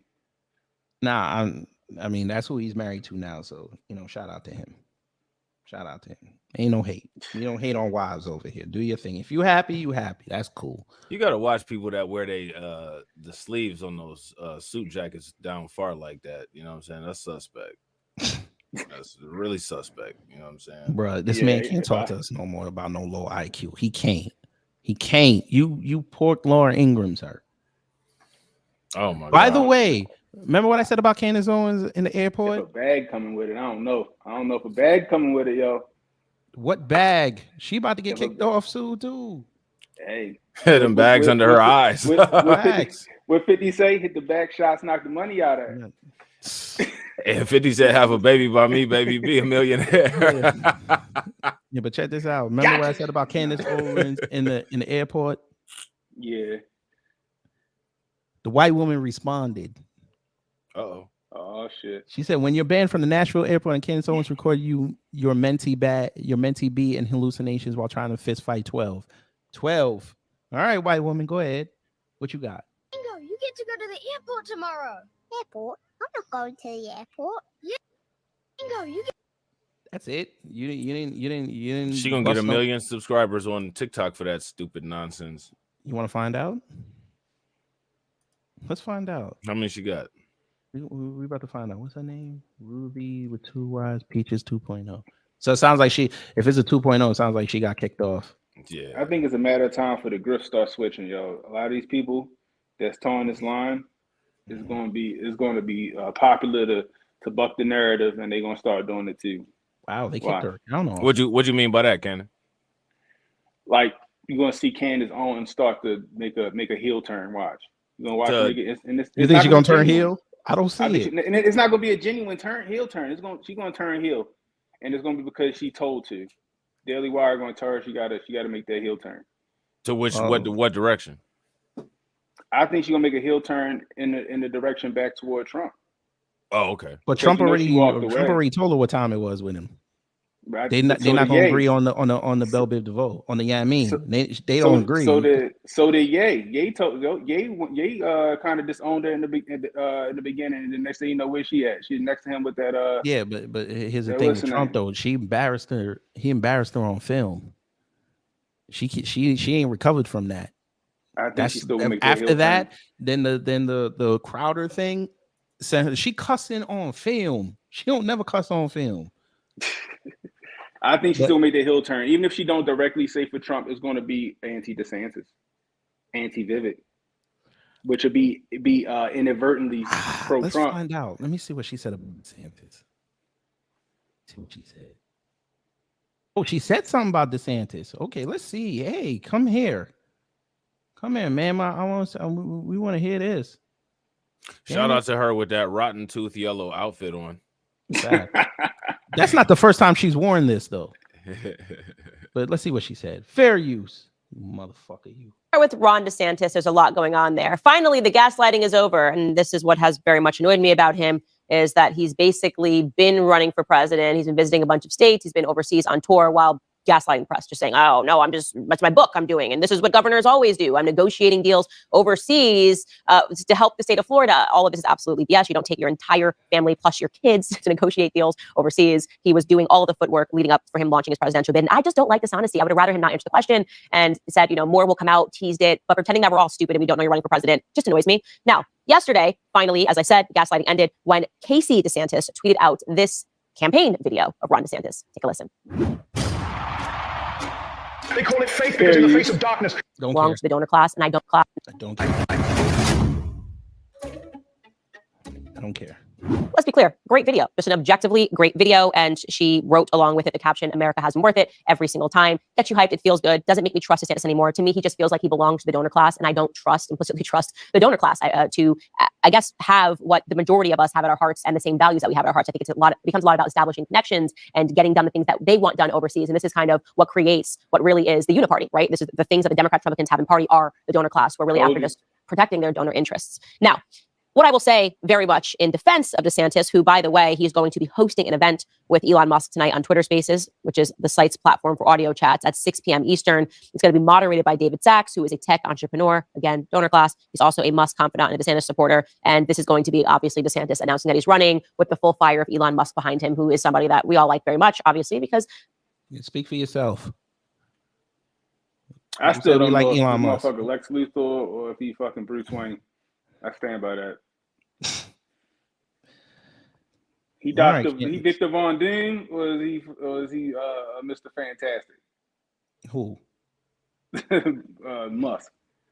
He you can never tell with him sometimes. Like, is he Victor Von Doom or is he Tony Stark? I think he's MODOK. You said you think he MODOK. I think he's Sabretooth. Sabretooth was cool in Marvel vs. Capcom 2, though. But let me see what. But that's what I was. Oh, go ahead. No, go ahead. Oh yeah, but that's what I was saying. Like, she a part of it too. It's all WWE, bro. It's all WWE. Facts. That's just my opinion. I think what's going to happen. They take their title first. They're not taking the white people title first. And that's what I was trying to tell black conservatives. Get away from them. Y'all got to balance y'all message. Y'all keep parroting white people. It don't end well because you can't. When the tide turns, like it did with Trump losing, y'all can't go over there now. Because again, white conservatives and white liberals are the same. It just depends on the issue. That's true. They'll knock who's in the White House and the other side will defend them. But when it comes to us, they all united. And they're gonna turn on you, bruh. And they turned on her. Even her boss didn't even come out and defend her. And she still didn't see it. I'm telling you, bro, what's going to happen. This is what I think. She needs to leave. If she wants to complete her heel turn, she's got to leave the Daily Wire and be independent. She not leaving. She can do whatever Big Boss Ben tells her to do. But my thing is, she was getting thousands of people in her lives. She should have made her career YouTube. But what's that bag looking like from Big Boss Ben? At this point, she's not doing this. But I don't think the return is great, though. The return is not great. But she's not to Ben Shapiro spending some money. But think of it like this, though, bro. When she first signed that deal, she had a studio audience. Where's this studio audience now? Oh yeah, that's gone. Thank you. Past coffee venereal is gone. So where you gonna get that money from? She don't even have guests on anymore. She has on once in a while. She used to have on guests like every other episode. Where they at? Ben said we cutting that shit short. Shit. She about to be the conservative Tiffany Cross. Watch. Facts. Bro, I'm gonna tell you what's gonna happen. This is what I think gonna happen. They're gonna you gotta have debates with Trump and DeSantis, right? That's what's gonna draw. That's gonna get people engaged. Then what's gonna happen is Trump's gonna win that. And then him and DeSantis are gonna fucking lock fists like fucking Arnold DeSantis Schwarzenegger. Is be like HUD secretary or some shit. No, DeSantis, I think he might be the vice. No. Trump, if Trump does that, he lost. You think so? He lost. You think so? Yes, he lost. He can't bring DeSantis. You don't think Trump? Dude, that's going to be House of Cards. You don't need that. You don't think Trump and DeSantis could be the Biden-Harris presidency? No. I don't know. That's House of Cards, bro. It's not going to work. I don't know. It's not going to work. I'm telling you. At first, I'm like, all right, if he grabbed Tim Scott up, maybe. Tim Scott is even worse. We're not jumping for Tim Scott, bro. Bro, I'm telling you. We're not jumping for that man. and that's not saying we jumping for that man, but majority of the GOP. They're not gonna jump for DeSantis and Trump, bro. They're gonna wait. They're gonna be sitting up there making think pieces, waiting for them to implode on each other, or you hear a fist fight in the Oval Office. Again, I think it's WWE. I think he got to bring a woman with him. I think he got to bring a woman with him. You think so? Who you thinking? Like it's got to be Kristi Noem. That's it. You think Kristi Noem? Yeah, it's got to be her. That's the only one that can bite back on Kamala and get away with it. What about Tulsi? Tulsi ain't gonna run. She would be perfect, but she's not. She said she's out of politics. She's gonna do her podcast thing and stay in Hawaii. She cool. She's retired. So you think Kristi Noem? Kristi Noem, isn't she? No, that's not her. She's not the one that's Indian American too. No, that's Nikki Haley. Nikki Haley don't have a shot in hell. Nikki Haley don't have a shot in hell. No, Kristi Noem can go off the fact that number one, she white. Number two, her state didn't shut down. Number three, she pro 2A, and she's about closing the border. He can run with that. He pick anybody else, he might as well pack it up. He ain't gonna win. You think Carrie Lake no too? No. She with that Arizona shit, she's too toxic. She got to sit down for 2 years. She's better off going into Congress. This is what I thought should have happened. I thought DeSantis should have fell back till 2028. There's a lot of people that said that. I don't think that would have been a bad strategy for him. I think the money actually got him kind of gassed up because he's going to leave Florida in shambles now. He got a lot of he got a lot of campaign money, and he might lose. Yeah, he might lose the Florida. He might lose the Florida vote simply because he abandoned them. Yeah. Yep. They're just looking for a reason to say that the Republicans lost Florida. Yeah. What do you think gonna happen on this this boycott Florida bullshit that's coming up tomorrow or Thursday? Ain't nothing gonna happen. Not a goddamn motherfucker going right to the beach.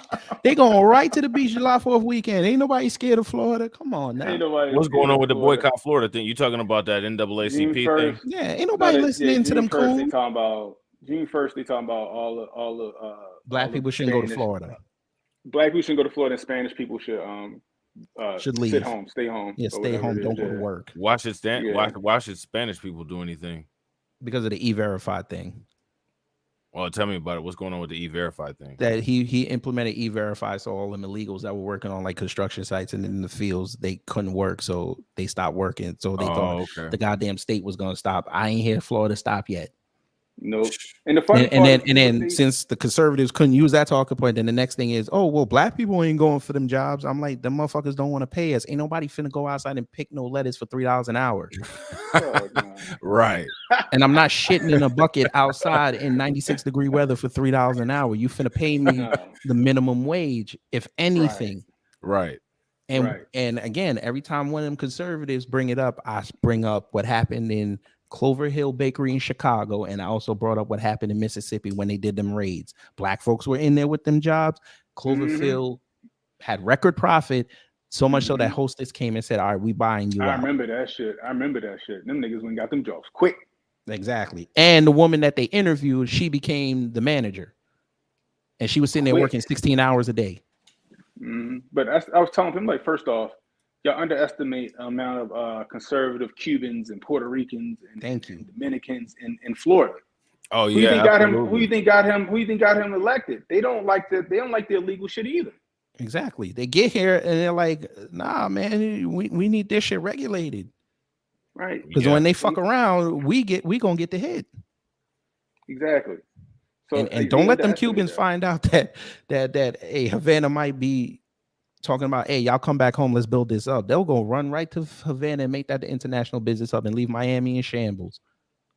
Bro. With the quickness. Bro. All I'm saying is this. Matter of fact, all I'm saying is this. Look, it's grifting season. It's grifting season. Yeah, we had cuffing season, now it's grifting season. The summer of the grift, summer of the grift. But to sit here and think that because y'all sit home for, if y'all really trying to make them like Montgomery bus boycott, how long they going for? Like a year? Yeah. You know, if you're gonna boycott something, you gotta do that shit for real. That's how you know ain't shit gonna happen. Yeah, they trying to boycott Chick-fil-A now. Yeah, I seen that. They've been kind of doing that. They've been kind of doing that for a minute. That little Chick-fil-A struggle. Yeah, no, but they're trying to highlight it now. And I'm like, the last time y'all boycotted, that man became a multi-millionaire and he got I'm to still expand going his over that business. bitch. I'm still going there to get my watermelon mint. Goddamn it! Look, hey, them chicken nuggets though. Them bad boys are I can't spend that no A-OK. more. They charge too much. I can't do it no more. I'm gonna get my watermelon mint in a half and half.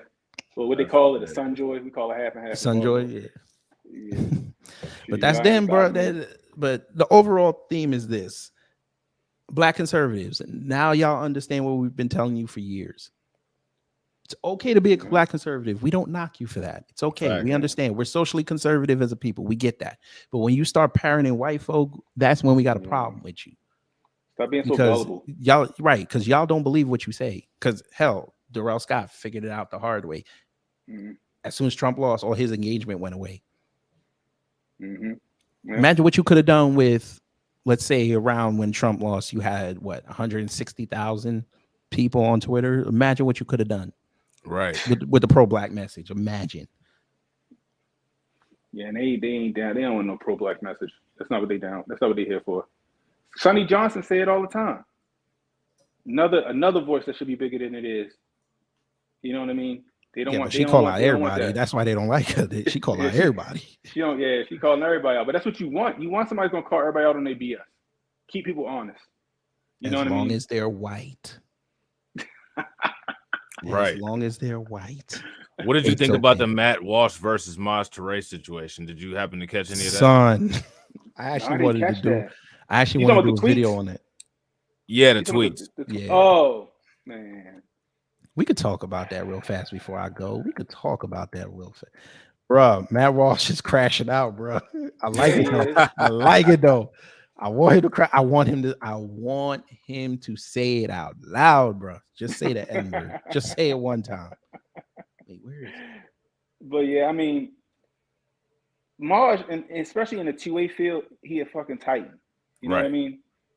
You know, it's not too many people that can run with him, you know, or can debate him. It's not too many people that's going to debate Coleon. Shit, if they gave me a chance, I'll fucking walk circles around them. Right. You know, I know that my content ain't 2A. You know, I'm definitely 2A advocate, and I probably should start gearing my content more toward 2A. You know, but a lot of these mouthpieces out here, they're not ready for that real talk, especially from people that live that life. Right. I can't find them. Most of these was that people, on his old? Was that on his old page? Who Marge's old page? It might have been. I think they were that's why I before can't Marge find got it. put out. Yeah, that's why I can't find it. Damn. They don't want to talk to people that live that life. Who be in the trenches. You know what's funny? Why don't y'all invite Dinesh down to the next Hotep conference? Man, I don't know. I know we got Lawrence B. Jones coming. That's a good get. I like that. Bring that brother over there because you know it didn't work out over there. Lawrence B. Jones, he Hotep adjacent. You know what I mean? Matter of fact, I remember like when I first heard it, he was the one that narrated moderated that epic Brandon Tatum Hotep Jesus debate. Oh wait, about Ahmaud Arbery. You talking about this? When I see you, nigga, it's gonna be on. I want you to know that when you call me on the phone and you saying all this, and then you get on the live stream and you playing this shit. You should be ashamed of yourself. Is that black on black crowd? Hotep Jesus crazy. But my God, no. But Brandon Tatum was tripping the whole way. Like that's when I lost like you know how, like with Candace it was the George Floyd thing for a lot of people. Mm-hmm. With the Ahmaud Arbery thing, that was the last straw for me with Brandon Tatum. You know what I mean? And when they did that, I was like, come on, yo, how you going? And he was like, his argument was ridiculous the whole way through. Yeah. He was capping for the McMichaels the whole time, even up until they got convicted. What about, how does he feel about Jackie Johnson, the DA, and that entire situation there? Because there was a whole side story with Jackie Johnson being a former supervisor of the McMichaels family that really kind of went under the radar. Yeah, you're right. I remember that. Now that shit got swept under quick. Yeah. Mm-hmm. but I think we might have found it. Because Jackie Johnson, the reason why the McMichaels walked the first time before it made national news. Facts. Mhm. That's All right, right. let's see what douchebag Walsh said. It was horrible, Nazi-esque. It was racist, white supremacist. To even hint that there might be more to the slavery issue than the white enslavement of black Africans in the West from the 17th to 19th centuries. As mentioned on the show on Monday, the critics were mostly on the left, but not solely. Maj Touré, who's a well-known gun rights activist, was quite vigorous and relentless in his criticism. He said that my statements about slavery were dumb, reductive, counterproductive, horrible, retarded, his word, and many other things. He said that I was damaging the inroads that conservatives had made with the black community. And he continued in this vein in many tweets and videos railing against me for mentioning that white people were slaves. So finally on Monday, he appeared on my friend Jason Whitlock's show on The Blaze to further explain his point of view. I got a black friend. So what Matt Walsh is saying here is that people are denying white slavery. People are denying Christian slavery. Does he actually know the history of white slavery and Christian slavery? I think he'd be surprised to know that whites sold whites into slavery. No, they use that now to say that y'all shouldn't get reparations because everybody was a slave. Well, who is involved in the white slavery that is still even a country or an actual entity where people are, doing commerce or business at today? You know what I'm saying? Like the United States is still here today. United States, like these laws that took place here in the United States, the country, the establishment of the United States is still around. None of those entities that were involved in white slavery are still around other than the British royal family. Man, if they only knew who was selling them. But you're right. I encourage people to go read that book, The Renegade History of the United States by Thaddeus Russell. I think a lot of people be surprised what they find out in that book. Oh, I'm sure. Yeah. But back to old Matt Mac. Watch the segment, and I have to tell you that after listening to him, if anything, I understand his criticisms less than I did before. So let's go through this together. First, I did like What is a Woman. I think Matt is usually spot on certain things. It's similar to a lot of conservatives. I'm very critical. It's almost like if we're going into the tactic room, right? What does this actually prove? I just did an interview, and we discussed. A guy said, "Well, what would be wrong with All Lives Matter?" And I'm like, "Well, there's nothing technically wrong with it. If you thought that, you should have said it before BLM said Black Lives Matter. It's just what it is." And everybody knows I don't really bang with BLM as an organization, but the phrase and the reductive component. Well, this is perhaps beside the point, but for the record, lots of us were saying All Lives Matter before BLM came along. That was and still is the central motto of the. It's not what he said. I tell you, they dumb. I told you conservatives are dumb. I told.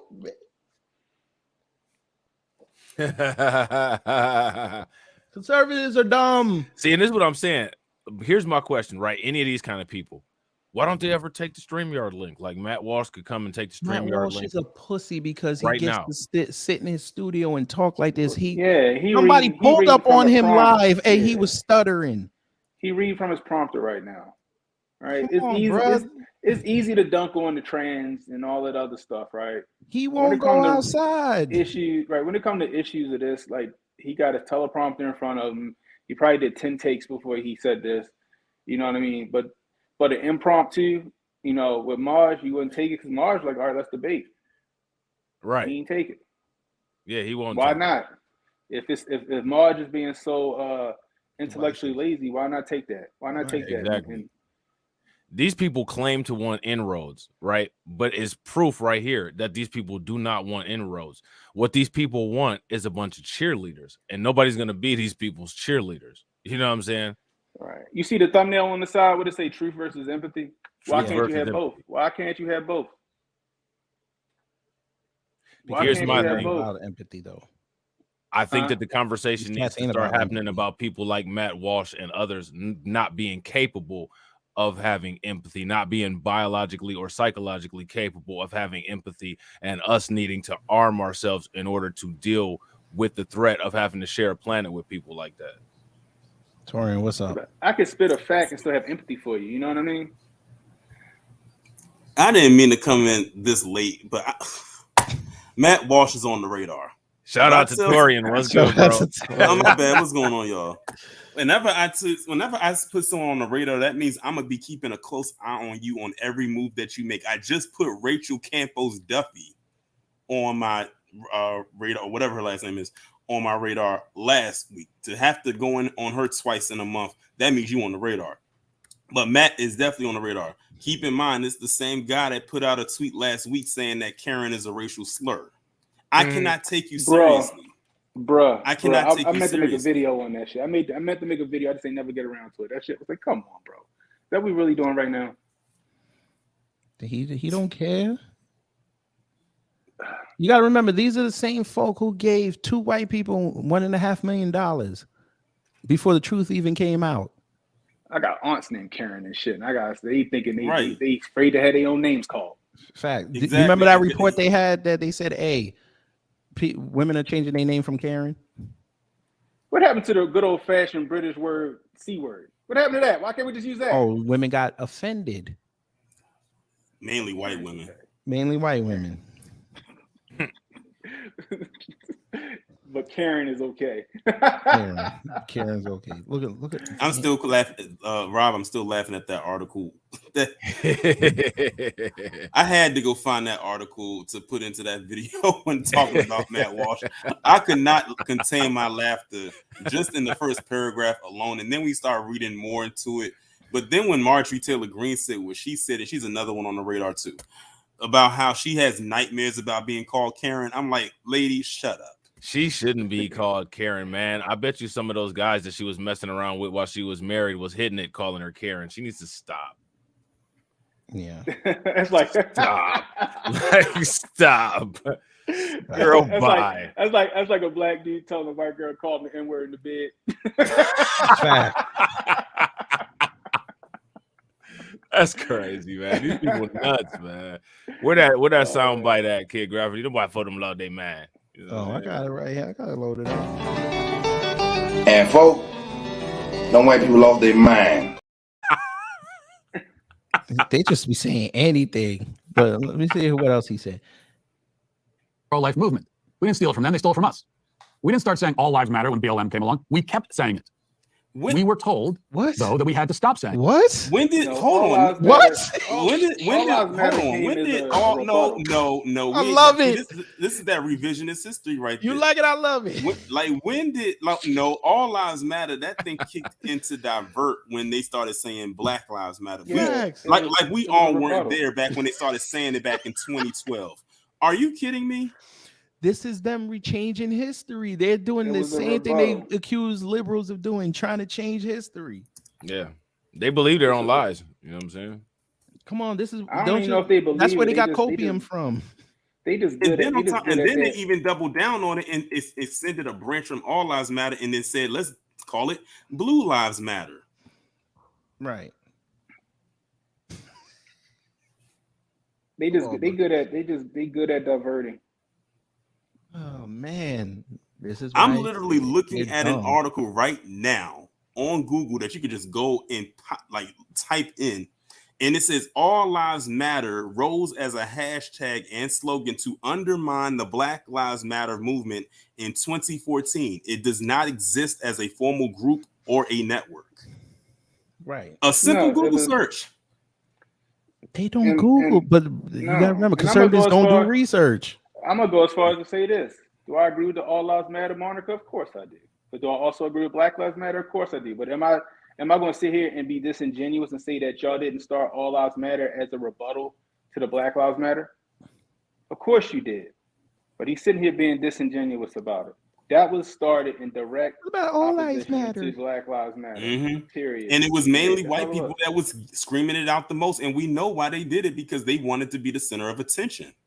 Then that's when they started to, because at that time, that's when it was a lot of ramping up of, in the news anyway, in social media, about Black people being killed unjustly, whether it was by cops or otherwise. But then when they saw all the focus was coming onto Black people, and they come and having to jump in, like they hijacked the word woke, like they hijack and colonize everything else, and say, well, white people are being killed unjustly too. Well, in that case, why aren't you talking about it? How come whenever white people get killed, we some of the first ones over here to talk about it, and y'all don't catch on to much later? Or when you do, you use the same talking points that you use on us on them. Oh, well, they should have complied. They shouldn't have did this. They shouldn't have y'all. That's why I keep telling Black people, Y'all claim that white people get on code so much. I'm telling you, their code is fractured. They don't care about themselves any more than they claim they do. They only do that or say that because they have to push back against us. That's big. To be honest, it's a defense mechanism from being called racist. To be honest, when that, I forgot that guy's name, Kid Gravity, maybe you can help me out because I think you talked about it. I think Rob, you talked about it too. That because I think the Mason Lucas talked about it too. The white guy that got killed last year outside of his apartment in front of his girlfriend. Oh, he had a mixed girlfriend or something yeah, like the that. I mixed think. chick. Yeah, I know. I can't think How of his come name, the but I know first people that I heard about that story from were other black people? I didn't hear not one white media outlet talk about it. Matt Walsh, you didn't talk about it either. Because it was the But All biracials. Lives Matter, right? It's the biracials. It's the same reason they don't talk about it when black people cover black people. Thanks. It don't fit the narrative. They don't talk Remember, about they. either. You remember how they were trying to hide the That's what duck I mean, sauce killer? Yeah. They did not want to report on the duck sauce killer. We were the only ones that were doing it. You mean the one in California? No, the one in New York, the one that was killing the Chinese food people. Oh. Yeah. They thought they had a serial killer on their hands. Right, and they tried to say it was us. Mm-hmm. And then they found out it was some crazy ass, one of them folks. They don't like talking about familicide either. Oh no! I know that's your area expertise. Oh, you already know that's the area of expertise. Yeah. It's hard to survive the suburbs between and the fathers shout out killing. to PD. When the white boy did what he did down here in Atlanta, they thought it was us too. Yeah, you talking about that mass shooting at AAPI? Yeah. Mm-hmm. But they got legislation and money. But Same thing down there in Texas when they found out it was Mauricio Garcia. Mm-hmm. Yeah. Now there's no such. Now they don't want to talk about white supremacy. Yeah, they said, No, well, no. he, Now they don't want to well, he talk was about it. Mexican, so how could he be Mexican or white supremacy? We keep telling y'all. It's They gonna yell La Raza. I always tell people you do not have to be white to be a white supremacist. This And guy, now we print articles about it. I had pointed that out on HJ's channel. I was like, hey, yo, remember Hitler Youth was in Argentina too. Man, You know what I mean? and I was his like, remember- one of his top generals that created the what is that called, the Khashoggi theory or something? You know what I'm talking about? The Kalergi theory. Yeah, the guy that created the Kalergi theory was Japanese. Mm-hmm. Look at this. There you go. Now they have to talk about it. And there's plenty of sense. That's of their making IQ. sense That's with their IQ non-white right white there at supremacists, work. because they're non-white white supremacists are white. Thank you. Like you had a whole leader of the Proud Boys, Enrique Terrio. Yeah, he identified. He's one of those me no black people. You know what I'm saying? He identified as Fed informant. They couldn't Fed even use informant. That was his they couldn't pronoun. even I use literally just gave like 3 examples, like in one video where you had some of your anyone on this panel heard of Jack's Exterior? Yes. Yeah, He was the Jack guy Texera. who. Yeah. Jack I don't know why. Texera. Jack. Jack I keep calling him Texera. Jack's Exterior, but Jack Texera, Jack the Texera, one who yeah. leaked those Pentagon documents, and then it came out that he was trying to ignite a race war. Facts. That one I don't know anymore. I think that was a straight op. Doesn't matter. It did his job. Oh no, it definitely did his job. It definitely did his job. But that seemed too homegrown to me. You know, that seemed like from the back rooms. But yeah. But now remember, they tried to hide that, said, oh, the FBI told everybody there's white supremacist groups in these cops. Everybody ignored it. Now it's coming out now. We told y'all there's white supremacy groups in this military. You heard it from black soldiers' faces and their mouths. There's white supremacist groups in the military. Y'all ignored it. Now you're starting to see them pop up now. Facts. But look here, the rise of the Latino white supremacists on the New Yorker. I think they have an article in CNN, and it's called "White Supremacy with a Tan." Yeah. Oh wow. How white supremacists respond when their DNA says they're not white. This is the stuff they're putting out, but it's in plain sight. But white supremacists don't have to be white. Well, and another reason why they're Have doing they been that. Have they been watching my videos? They must have. They listen to us. You know what they? That's hilarious. Come on, bro. We got to take this. They listen to us. They just can't admit it. Now, see, if we say it, right, they'll say that this is propaganda, we're bots and misinformation. But what it takes is that white purification. As soon as PBS says it, well, then it's legitimate information, despite the fact that we have archives of content going over this kind of stuff. And not only us, you know what I'm saying, Professor Black Truth, people like that, TD Hip Hop Media, Jason Black, you know what I'm saying, Phil Scott, like all of these people have all of these libraries of all of this information that's showing this, but it's not legitimate until NBC or CBS or CNN or PBS puts it out. Yeah, but like, look, Cordell asked, would someone explain to me why black people are the most copied people on the planet, the most hated? Because we keep the axis of this earth rotating. Well, and because it's the most easiest to copy us, and there's no consequence for hating us. Exactly. We move the cultures forward. Any culture. We the tastemakers. Yeah, bro. There's literally, and I said this a couple weeks ago. There's literally a black couple in Japan right now. They have the #1 soul food restaurant in Tokyo. So much so they said, I think I read like 4 other soul food restaurants popped up to try to do what she's doing. That's why we got to embrace the culture of villainy, if you ask me. Yes, you got to embrace villainy. Why They had do a you whole think they had a whole why do Twitter you- debate for a month about the owner of a soul food restaurant in Paris. Come to find out they weren't even from America. And the food is trash. I bet it is, but them people from Paris don't know no better. Bullshit. They got 3-star Michelin restaurants over there. They ain't going there. I'm talking about as far as soul food. Oh, they don't know shit about no soul food. What? That's what I'm saying. They don't know Their no soul better. food is fucking foie gras. They don't know no better. Like my homeboy, right? One of my subscribers, he invited me out to Cali to do a turkey hunt, right? So I'm out there, and he had created an entire seasoning line in Korea. Right? He said at the time, he's like, yo, Koreans don't use seasoning like that over there. He was trying to get something started over They there. use the paste and all that. They use gochujang. Yeah. Right. So he was trying to get the seasoning joint jumping, but he said it wasn't flying because they don't use that shit over there. You know what I mean? But like He needs a K-pop group to sponsor him. That's what I said. That's what I said.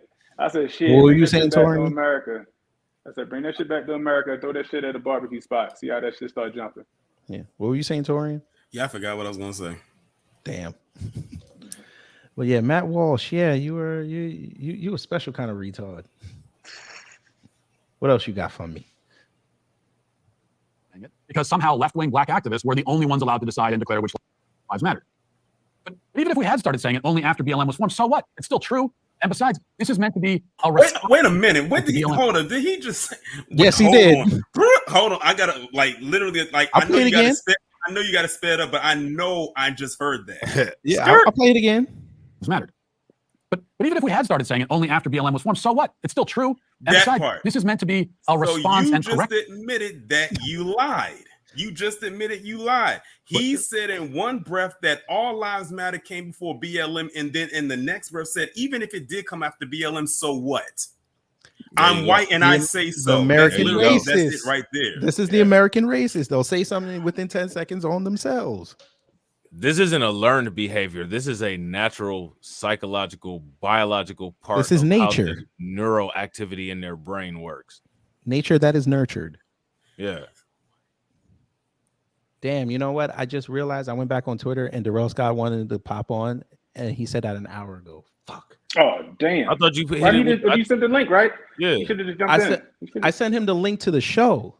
Oh, no, he ain't even StreamYard. He should have said No, something I in the just comment section. saw that. He was like, I'm here. I was like, damn, you should just came in the chat, bruh.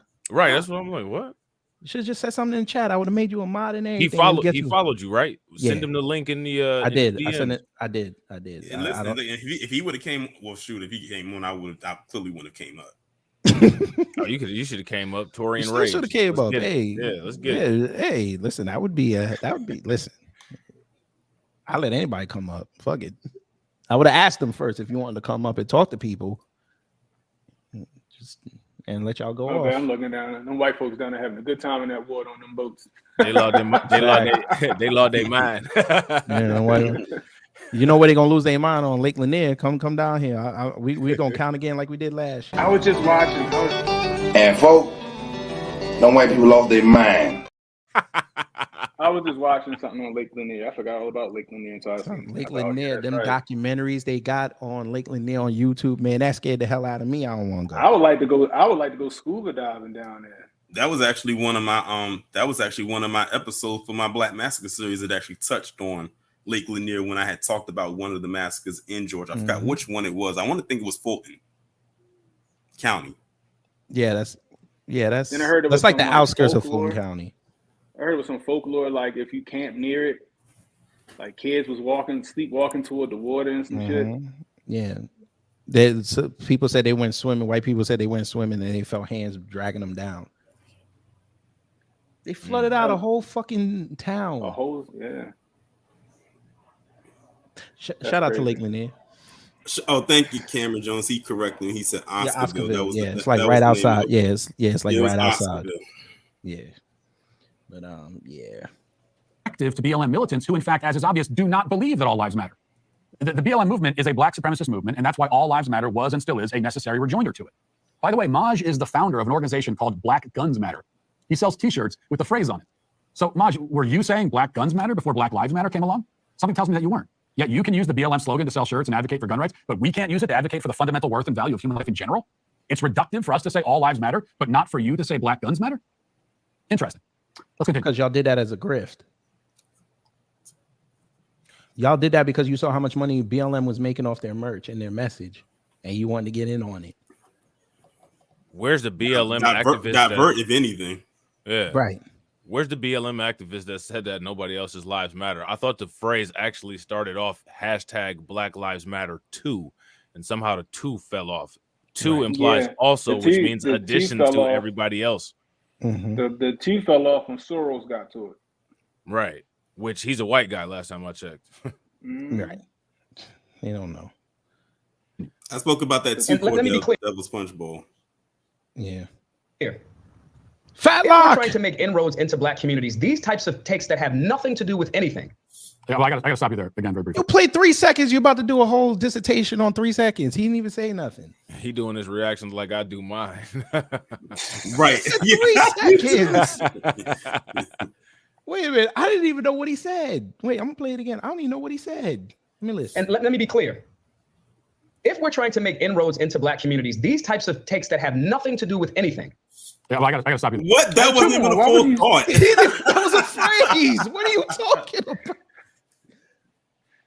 Now, Robbie, you have to give yourself the benefit of the doubt. You don't stop it that soon. You allow them to say a little bit of something to make get some context behind it before what was the you jump back context? in with your opinion or your thought. This guy barely said anything. It wasn't even a complete thought. Oh my God, I hate this white man. I do. And I don't like saying I hate white people. I'm indifferent on white people, but I hate this white man. I told you, Matt Walsh is on the radar. He gotta stick to his talking points. He gotta stick to his base. All that is. But yeah, come on. You gotta let him make the full point. He ain't even there to defend himself. You gonna stop it like that. Right. And that's the whole thing. Like he didn't want to have to deal with it. I can make some chicken nuggets, maybe. Chick-fil-A. Somebody wants my wife and daughter just came from seeing Little Mermaid. Okay. She said she wasn't scared. I can't do it. I don't know why. I'm just not interested in Little Mermaid. It's fine. It's not for us though, brother. It's for the women folk. It's fine. It's okay. Yeah, like I took my son and nephew to see Fast and the Furious. Of course you did, as a well-respected black father should. Did you see that? I think it was the New York Times said that in the Little Mermaid there wasn't enough kink. Yeah, I saw. Yeah, I said. Yeah, there was a tweet. They said not enough kink. I was like, oh yeah, because all them dudes wanted to go in there to beat off to a 16-year-old redhead.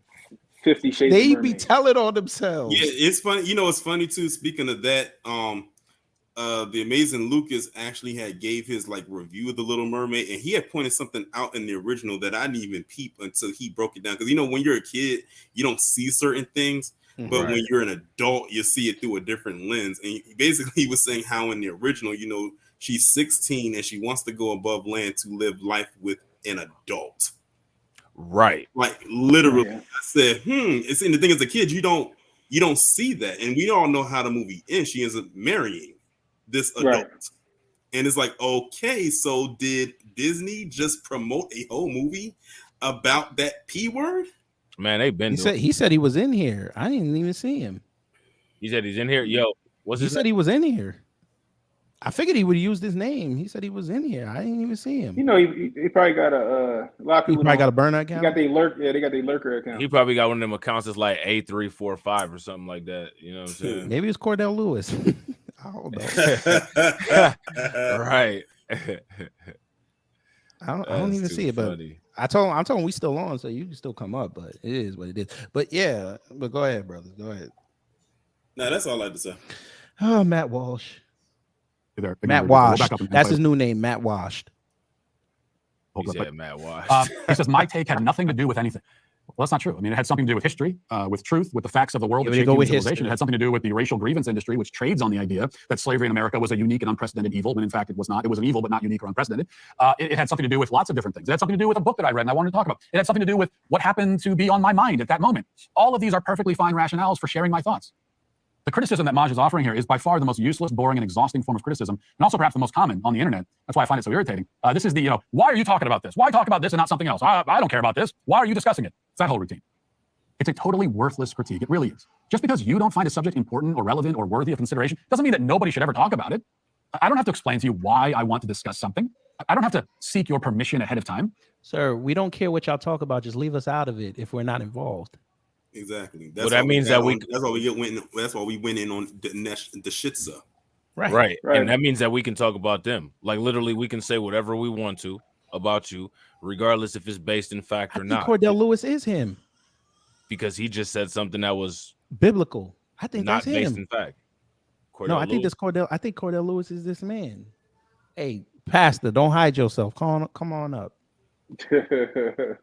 That's hilarious. You think he'll be talking that Deuteronomy? I don't care if he does. I don't care about talking about Christianity. I don't care. Now I think if it was him, he would have said, "Hey, this is me." Right. I've never seen that name before. That's why I think it might be this him. Is me. Well, it is what it is. But listen, Matt, again, we don't care what y'all talk about. Just don't mention black folks. That's it. Y'all can talk about the economy. Don't mention that we have a $1.1 trillion spending power. Don't mention us. That's why we had to go in on that uncooked chicken nugget, Natalie Beisner. She's still talking about us, though. I bet she is. I'm still stuck on that. Like I told so many people about that, and they was just busting out laughing. I said everything you said, and you mad because I called you a failed actress. That's what triggered you. That's hilarious. I thought she had nerves and skin of steel. The thing is that these like the Democrats dropped the ball so many times, the Republicans failed to fucking pick up the fucking fumble. Instead of picking up the fumble, they kicked the bitch out of bounds. Well, I think that they're making a statement by doing that. They're making it very clear that they're accepting applications for, servants, and they're accepting applications for cheerleaders, but they're not accepting applications for anything else, which is cool because, we was unemployed when we was looking for that job. You know what I'm saying? It's not a big deal. You know what I mean? And I think that what people need to start doing is verbally say, we don't care what you accept versus what you don't. Oh, I've already been there. Yeah, listen, that is like the foundation of the Triple P series. I've already been there. Who got the plane? Oh, my bad. That's all good, brother. I just want you back at the airport. You going back to Dallas? Listen, you know I'm near. I'm near the Air Force Base on one end, and on the other end is 1600 Pennsylvania Ave. So. Oh, so Tori be on his roof looking at Biden. You out this way. You out here by me. Yeah, I'm in PG County. Oh, I'm in here in Baltimore. Okay. I kind of figured that you were because I heard you say two and ooh, and I knew that's true. Not to mention, that's all a harbor place behind me right there. One flew over the cuckoo's nest. That's hilarious. But let me tell y'all something. You Cannon and Tori, y'all Maryland girls, y'all, they accent got me in a chokehold, bro. I love their accent. I love their accent. I don't know what it is, bro. Well, It's hold that on. two mixed with that southern. Yeah, I don't know. know. Lord have mercy. Because the DMV accent is different from Baltimore. Like I used to troll Torian in his comment section before we even got to know each other. Like, bro, you be calling people Bamas, don't you? You know what I'm saying? Not like I used to. Like back then. Oh my God. That's all. Listen, like back then when we was like in my high school days, like in the early 2000s, you always heard someone calling somebody a Bama. Yeah, somebody was a Bama. Now they be like younger Mo. Oh shit! Here we go. Here we go. Wait a minute, family. Wait a minute. Here we go. Or Slim. Pastor Doctor or Dr. Pastor. I don't know how you say it. How y'all say it? What's going on, Pastor? How you doing? Pastor Scott. Yeah, Darrell Pastor Scott. How are you, sir? Good, man. Good. Yeah. Before we start, thank you for putting Dinesh in his place. I like that. I was laughing at your tweets all yesterday. I was like, this man hitting this man with facts that he just trying to explain. I don't understand. Let me set this up better. Hold on. Yes, sir. Give me 2 seconds. Yes, sir. Take your time. Yeah, I was on earlier. Yeah, you were lurking. Yeah, I was lurking. Yeah. Check it out. See what's up. Yes, sir. All right, that better? Yes, that's perfect. Hey, as long as we can hear you, it's all good. But go ahead, you tell your story. You know what? Matter of fact, I'm gonna blow you up so you can tell the story. Let me see how I forgot how to do that though. You know what? I think you click his face and hit solo. Yeah, we do it like that. There you go. good, So man. everybody see it. I'm good. I don't need all that other stuff. Nah, it's cool. I mean, we was talking about Matt Walsh, but he irrelevant Hey. right now. Let me get the toothpick out of my mouth. My man. My man. All right, go ahead. Set it up how this exchange happened. I mean, not really. I mean, I saw it like you saw it. I mean, man, hey man, who the hell you think you are saying some stuff like that? You just come right back out there and basically say blacks the dumbest people on earth, and I'm supposed to stand next to that stuff? Now, I don't know about anybody else. I don't know about anybody else that can just sit there and be associated with something like that, but I ain't the one. I can't do it. I can't hold my peace. I'm the Negro that got to speak up. There's a lot of people that just sit there associated with it. A lot of them. And they even back it up and make videos to substantiate a lot of the nonsensical claims. Let me tell you something, man. I don't care what public opinion says, what social media says. I was like that for 4 years in the White House. The entire Trump administration, I was the loud black dude up there that didn't mind speaking up and saying anything I wanted to say. And it is what it is. And anybody that's associated would tell you that. Wasn't nobody up there tap dancing, buck dancing, shining shoes, and nothing else. I said a lot of stuff that other people didn't even want to stand next to me because I was saying it. I remember I went to the RNC and talked to the heads of the RNC at that time. I'm talking about the very heads. First of all, we walked in the door of the RNC, myself and my business partner, Kareem. And we noticed that all the way up, we went up 4 floors, all the way up in all the hallways were pictures and pictures and pictures. And the first thing we said was, hey man, why ain't no black people up on this wall? Why are these walls? I don't see not one single black Republican on these walls. Where's Herman Cain at? Where's Michael Steele at? All I see is white folks on these walls. We went upstairs and I told them then, and you might have seen the effects, but not knowing why. I say, hey man, all that old black people on the plantation crap, y'all gonna have to freeze that lingo. I said, because I'm not down with that. I said, let me tell you something. If you say anything about a Jewish person with a concentration camp, you're accused of anti-Semitism. I said, but let me tell you something. Racism was our Holocaust, and the plantation was our concentration camp. So all this old, just because we don't agree politically, that they're on some plantation, on some plantation and slaves, I'm not down with that. And y'all need to freeze that stuff. Don't be saying that stuff. And to their credit, the RNC didn't say it. I really only heard black people saying it. Blacks on the right. I didn't hear no white people on the right saying that. But I went up there and made sure I checked them. I said, hey man, I'm not standing next to that crap. And if one of y'all say it, I'm coming for you. Mm-hmm. That's all. And I'm telling you, the First Step Act, I contributed 27 pages to the First Step Act. I looked Jeff Sessions in his face and pointed my finger in his chest and said, man, you're going to have to pass that legislation. You can go online and Google how I called Mitch McConnell up and said, if you don't take that First Step Back to the floor, I'm going to come up there with 500 angry niggas and we're going to tear your doggone office up. You can Google it. It's on there. And so anybody that accuses me of being a Tom or anything like that, you got to understand, I was down with Trump. I've been knowing Trump 12 or 13 years. He and I have been friends. He was going to run in 2012. I was with him then. And I was rolling with him, ride or die. If he if he lose, we ride off in the sunset. He won. What you want us to do? We ain't giving it back. We ain't apologizing. And so, but as far as all that I don't have to be like that with him. And I'm not being like that with nobody else. I'm blunt. I talk, I speak my mind.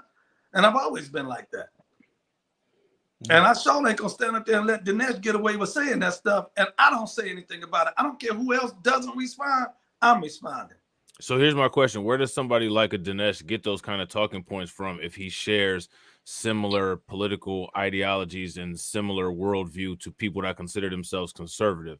Because there's a diverse spectrum of people who are conservative, but what you see is a pervasive spreading and an enlarging of people that talk like D'Souza. So my question would be, how like you said, how do people stand next to people like that? Us up here, we're people that have, for the most part, never stood next to people like that. So, well, you gotta understand. Of course, you can see I'm not standing next to a person like that. Here's the thing: I've been pastoring my church for 30 years. I'm conservative by nature, and so it's the platform. Black people are conservative by nature, and so as far as me connecting to a platform that espouses what I think are conservative values, that's the reason I'm there. Because as a pastor, as a Christian pastor, no, I don't believe in abortion. No, I believe homosexuality is a sin. I believe in a lot of things that the conservative platform believes in, regardless of the people that are on the platform. And so that's my take. But when they come out with some nonsense like this, and here's the thing, you hear these talking points by some of these guys out there that are racist. A guy like a Charlie Kirk. Now, you know, they want to, I'll say this much. One time I was at the White House with my business partner, and Charlie Kirk said something sideways in the White House. And my business partner said to him, I will slap the shit out of you, white boy. You say something like that. Wait, you said that in the White House? Bro, I stand by that because that's right. They're getting that. That's how we You said that, bro. Yeah. Just think about it. Shout out Right? to the pastor. Think about what Pastor Scott's saying, right? Knows we got out like that. And so, and you know, the people that know me to this is not astonishing behavior, because I talk like this at home, I talk like that at the White House. And he said something sideways one time. I just looked up that thing you said about McConnell, and it was actually true, family. He did tell him to get off his ass. I was like, you might be the bravest black man that ever came through Washington like that. We don't know how much power McConnell got. Here goes my question for you, Pastor. I said on video to Tom Cotton when they were opposing the First Step Act. I said, man, you act like it's gonna be a bunch of black folks running up and down the street, running them up, terrorizing you white folks. I ain't never been bashful about black-white issues for the entire from 2016 on up. I've never been bashful. It's just people want to associate and say anybody that's rolling with Trump is a coon. And so, you know, you can't fight.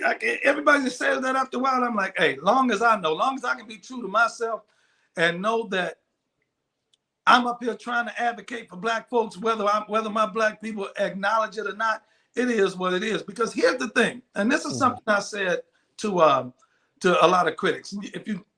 If you go down all my tweets, you'll see this ain't nothing new for me. I said, here's the problem. If a black person feels that they've suffered injustice and they need national attention brought to their situation, who on the right can they call? Nobody. There are no black advocates on the right. So don't try to criticize Al Sharpton to me or Ben Crump to me or any of the others, because if somebody has done me wrong, I'm not going to, whoever wants to help me, I'm taking the help. Do you get the point I'm saying? Well, so, this is my question to what you're saying. Like, I agree with everything that you're saying. But my question is, as you're seeing, there's a lot of ideological differences between quote unquote person who's black and conservative. versus what we see as white conservatism. So don't you think that it would be more effective of a strategy and a more effective idea for somebody like you who has the roots in politics and the access to a lot of these things to create a specific Black grassroots conservatism that's designed specifically for how Black people live their lives conservatively? Because like you said, there's not going to ever be any advocacy on the white side of conservatism for Black people. It's just never going to happen. It hasn't up until this point in history, and it won't at all. But if somebody like you who has experience in that area and the reach would be able to build something like that people could get behind, I think that would actually be a more effective way to get a lot of Black people to actually be able to express themselves in a conservative way, the way that we naturally are. And it would be something specific for us that would be able to put us in that political right area of being on the right side of the spectrum, but also having our own specific conservative spokesperson and presence. You see what I'm saying? I see exactly what you're saying, and I agree with you. Years ago, I had a conversation with Londell McMillan. Do you know who Londell McMillan is? No, I don't. He's one of the top Black entertainment lawyers in the country. He represents Jay-Z, he represents a lot of those guys. He's part owner of the Brooklyn Nets. He was the editor of Source magazine. Okay. And he said something years ago that I thought was very powerful. He said, Black people, we need to form our own political party and use it to leverage policy and not just give our vote to either Democrats or Republicans. Now, here's the thing. People don't know about me. I've got awards. I've even posted some on Twitter a couple of weeks ago. I've got awards from the NAACP.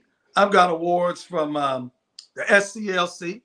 I can post pictures of Barack Obama at my church in my pulpit. So I've been active politically for a long time on both sides of the spectrum because I've been the type of person to vote the person and not the party. But what's happening now, if I did engage to do something, there are so many people that want to call names and say he's a coon, he's a sellout, he's this and that don't know me, that they'll automatically be opposed to me regardless. They can't hear what I'm saying or even look at it without trying to sling insults and stuff. I think, Pastor, that you might kind of be getting a bad perception of how a lot of Black grassroots people are. Like, I do agree that there will be a lot of people that just try to shout you down based on associations and different things like that. But there's a lot of I would say that there's a majority of open-minded people who would actually be open to and welcoming to hear something that somebody like you would have to say and exchange ideas and have, a respectful conversation. Like Kid Gravity does this all the time. I think that the most important thing is what you said, to get people to understand the necessity of voting for policy specifically, and somebody that's been in those arenas. I think that I think people will be open to listen to you. I took Jim Brown. I introduced Jim Brown to Donald Trump. The reason I did it because I wanted to get support for Jim Brown's American program because they were doing a lot to help the Black community. And in fact, what people don't know is when I took Jim Brown up to Trump Tower to meet with Trump, Trump told him out of his mouth, he said, listen, we got $1 billion sitting around in HUD. I'll make sure that they give you some financial backing. Then he said to Jim, but if HUD doesn't do it, I'll write a check out of my own pocket.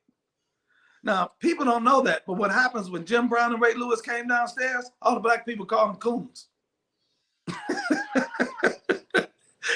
I think, to touch on what Black Light said, I think the problem is the great Jim Brown, who's been a civil rights activist since the 60s, an outspoken civil rights activist for Black people. You call him a coon because he's meeting with the president of the United States about funding programs that could help Black people? Well, I'm gonna ask the same question that white people do. Were those Democratic shills?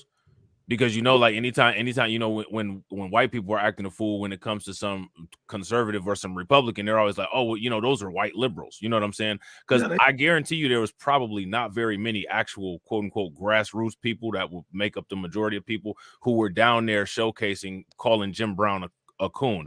I think if most people would be trying to get an autograph before anything. I mean, you know what I'm saying? When I say they weren't in the lobby calling him a coon, they were in the country calling him a coon. Oh, you mean like on social media and stuff like that? Right. Mark Lamont Hill, that little punk, Mark Lamont Hill called him a coon.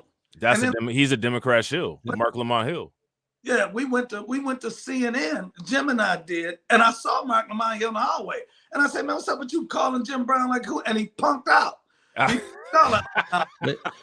bet he did. Well, I bet Pastor, he- let me ask He was this ready. question then, because it's something that Blacklight touched on, something that you touched on as well. You got to understand. I said 3 years ago during the 2020 election cycle, Black conservatives got to come talk to the Black grassroots, especially when Trump brought out the Platinum Plan. Even if we don't agree on everything in there, just the optics of people that are Black from different ideologies and different social leanings, that's a powerful statement. But a lot of them, not including you, but a lot of them didn't want to do that. And now Trump lost, and they're like nomads with nowhere to go. So that's my biggest criticism with Black conservatives is they love parroting these white talking points, but they fail to realize that white conservatives and white liberals can interchange anytime. You just got to give them the correct issue. So how would you bridge that gap? Because for us to make sure we're secure, especially with reparations next year, because it's now in the lexicon, we may need a couple of them Black conservative voices that have big platforms to get on the pro reparation train. I took, over the 4 years Trump was in office, I took so many groups of Black people up there. And when I say groups of Black, I took barbers from the hood to the White House. I took Nino Brown. Y'all know Nino Brown. He's on social media a lot. You know who Nino Brown is? Yeah. Nino Brown, I took him to the White House. I took groups of Democrat Black legislatures to the White House. And I'm going to be honest, I had to take some of them off to the side and basically say, man, stop cooning up here. Stop. I'm being honest. I have to be honest. They would get up there and get scared, man. They would get back behind that iron gate, get past their Secret Service and find themselves in those doors and dread, fear and dread. And you know what they would say to me? Man, I can't believe you talking to these white folks up here like this.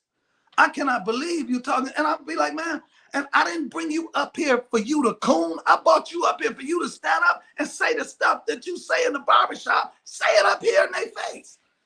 And my people would get up there and get scared, man. A lot of them got scared. I took a group of preachers there one time, right? And they were all Democrat preachers. I put them in a room with Trump. They let each one go around the room and say something. And I'm going to be honest. I remember this. I texted my friend while it was going on. And you know what I texted him and said? These dudes up here cooning hard. I texted him and said that, right? And so afterwards, it was over. Trump had to go. I went out the room and talked to him. I came back. I said, man, y'all missed a golden opportunity. I said, how? I said, y'all was so busy going around the room kissing his ass. Excuse my French.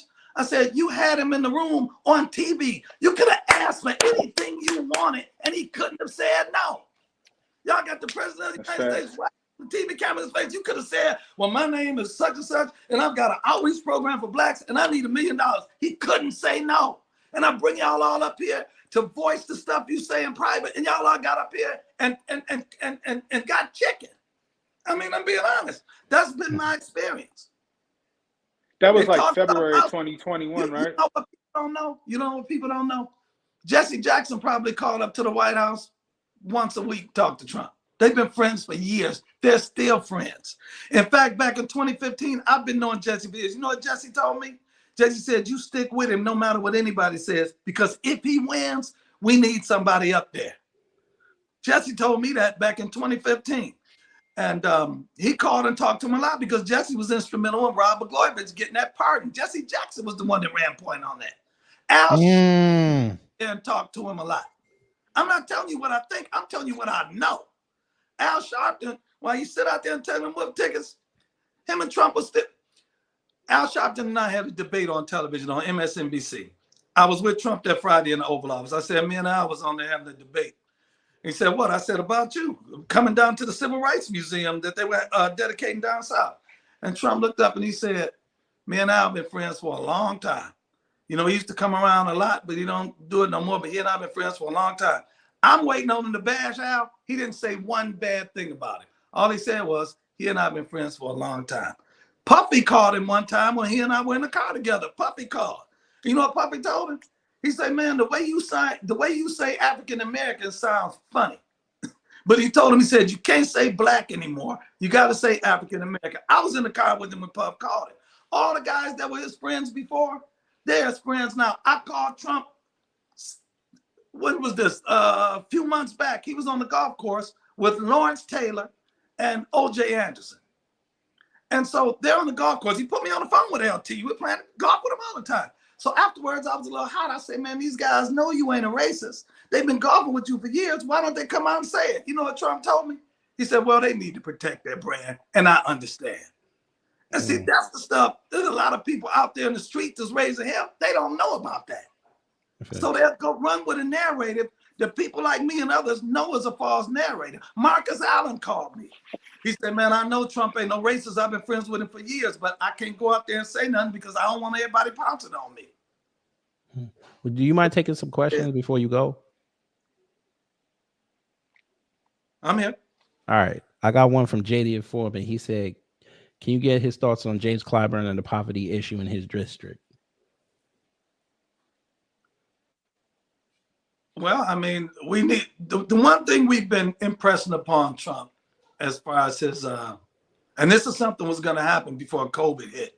My business partner and I were very much on him about economic empowerment for Black people. I was in a meeting with Jared Kushner, Trump, and some others, and they were going around, and I told him, I said, the Black community is the only race of people, the people that ain't Black, think y'all know more about what we need than we do. Non-Blacks think y'all know more about the Black people, what they need. So they were in the room talking about school choice. They were in the room talking about this and that. I said, we want the same things white people want. And they said, what? I said, more money. We want, you give us the money, we'll be able to choose a school in a better neighborhood. You give us the money, we can fix what's broken in the Black community, because the majority of crime in the Black community are all financially based. Drug sales, financially based. Robbery, financially based.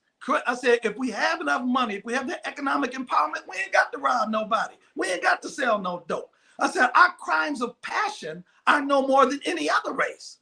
But it's economic disadvantage that causes us to have the crime that we have. And so if we can solve those economic disadvantages, you can see a reduction in crime. And Trump agreed with it wholeheartedly.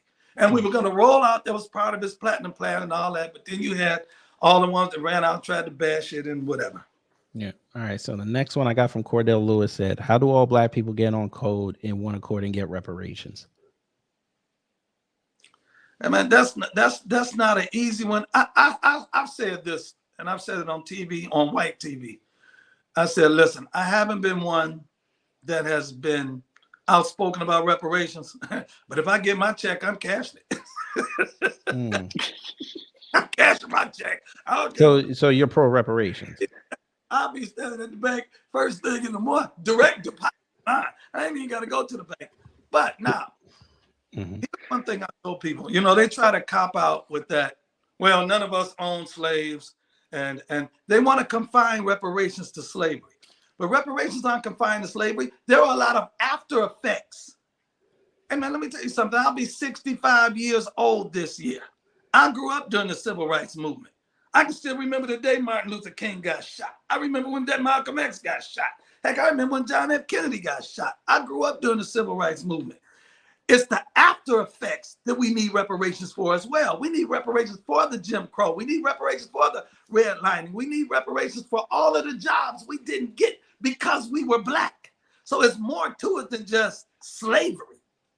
Slavery was just the beginning of the ride. It's all of the after effects after slavery. It wasn't like we got released from slavery and became equal American citizens. There was a lot. I mean, discrimination and segregation occurred during my lifetime. I can remember George Wallace on television in 1968, railing against Black people and saying how he wanted to maintain segregation. So, You know, reparations is more than what they try to simplify it and make it a matter of, well, you got free from slavery. No, it's more to it than that. There's more to it than that. It's like a person beating you up and say, well, they ain't beating you no more. Yeah, but I still hurt. My jaw got broke. My eyes permanently blind in one eye because there are a lot of after effects that accompany it that we do indeed need reparations for. Now, how they figure out the money part of it, hey, man, look, I'm cashing my check. I think that one of the realities that people should start to explore is the fact that how you gave that what is that? The allegory, I want to say the allegory of the broken eye and the broken neck, all of the after effects. I think that that's the intended purpose. So those people they'll like, the thing is that we're in the state that we're supposed to be in. So it's up to us to identify that and figure out a way to force reparations on the United States. Because here's the thing, if somebody like Matt Walsh says, well, nobody alive today owned a slave. Yeah, the entity, the United States, is currently here today. You know what I'm saying? The United States legal system created something called corporations, which are artificial people, and the United States Corporation of America is still functioning today as a result of the economy that was created based on locking black people out of the economy with Jim Crow and black codes, as well as the agricultural economy that the South jump-started. There is absolutely no way that anybody can disprove that. So my thing that we should do is, I think that we should never, ever care what any of these people in the population say, and start thinking of quote unquote different options if the government doesn't do what we need them to do, because history is on our side. We're 100% right about this. There's no doubt in anybody's mind that every single element of the case that we're bringing to the United States as far as their crimes against us is 110% correct and accurate as we present it. What we got to understand is that if we break the way that the system is, all of these people, white people, immigrants, all of these people that come in, they're all at a position where they could possibly lose something, because the system is based on us being at the bottom. So if we're ever able to be competitive, that's going to shake up the entire economy. You know what I'm saying? And that's something where people stand to lose. And watch this. I like what that analogy that you did bring out when they said nobody alive owned slaves. Well, nobody alive started the KKK, but they want the Democratic Party started the KKK. But just like the KKK still exists today, the effects of slavery still exist. Still exist today. Facts. Absolutely. So you can't say, well, none of us own slaves. Well, then none of these other ones started the Ku Klux Klan. Let's not do that. And if it was any other ethnic group, they would be talking about reparations. You know what it is? The Republican Party hates the Democratic Party so much that with blacks being supporters of the Democratic Party, they can mask their hate for Democrat or mask hate for blacks by saying it's because they're Democrats. Do you get what I'm saying? Absolutely. I agree with that 100%. And you ain't gonna never see me. If you go back years, I fought for George Floyd. I advocated for George Floyd. I said he was done wrong. When you get them coons like Candace Owens and Brandon Tatum and all that. In fact, I checked her at the White House too. You know, me and her fell out. I checked her at the White House in front of the white folks. So about that nonsense she was talking about. But let me shut up. You know, I went out there for George Floyd. I went out there for Ahmaud Arbery, and what happened to them was wrong. I said, you white folks sit up there and act like Kyle. Y'all, Nick Sandman got into a staring house with an Indian, a staring contest with the Indian, and y'all act like he was a victim. Kyle Rittenhouse shot 3 people. Y'all act like he was a. Could you imagine if Kyle Rittenhouse was black? Oh Lord, he'd be in jail right now. Yeah, the judge wouldn't have been acting like his public defender. Facts. He wouldn't have been behind the judge's seat looking at video. There was a situation where a black man, I think it was in Florida, punched a white guy. I think he attacked him and called him the N-word at a Dunkin' Donuts or something like that. And the whole entire country was rallying for this black guy to go to jail. And this is coming straight out of the quote unquote stand your ground state. Yeah, look at what happened with Ozone Wallace. Yeah.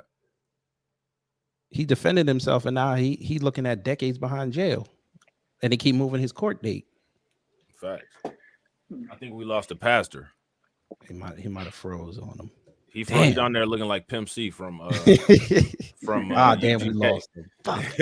I'm sure he'll come back. He got the win. He might, yeah, But- he might jump in. But he was right, like as far as like the Charlie Kirk situation. Like he's right. And I've been saying it. Hotels, we call him Master Charlie. You know what I mean? Like that we whole just call him Charlie Cuck over here. because that whole Democratic plantation that started with Turning Point USA. He back and he put the That glasses started with on. Turning Put the Point glasses USA. on. He put the glasses on. What's going on up there? Hey man, I got 100 of these. I buy them from Walgreens. I got them all over the house. I'm like, what happened? See, like to me, like it would. I think that you guys will have more product. Like, this is just me. You know what I'm saying? I don't think that you all necessarily need to talk to the type of people like Charlie Kirk.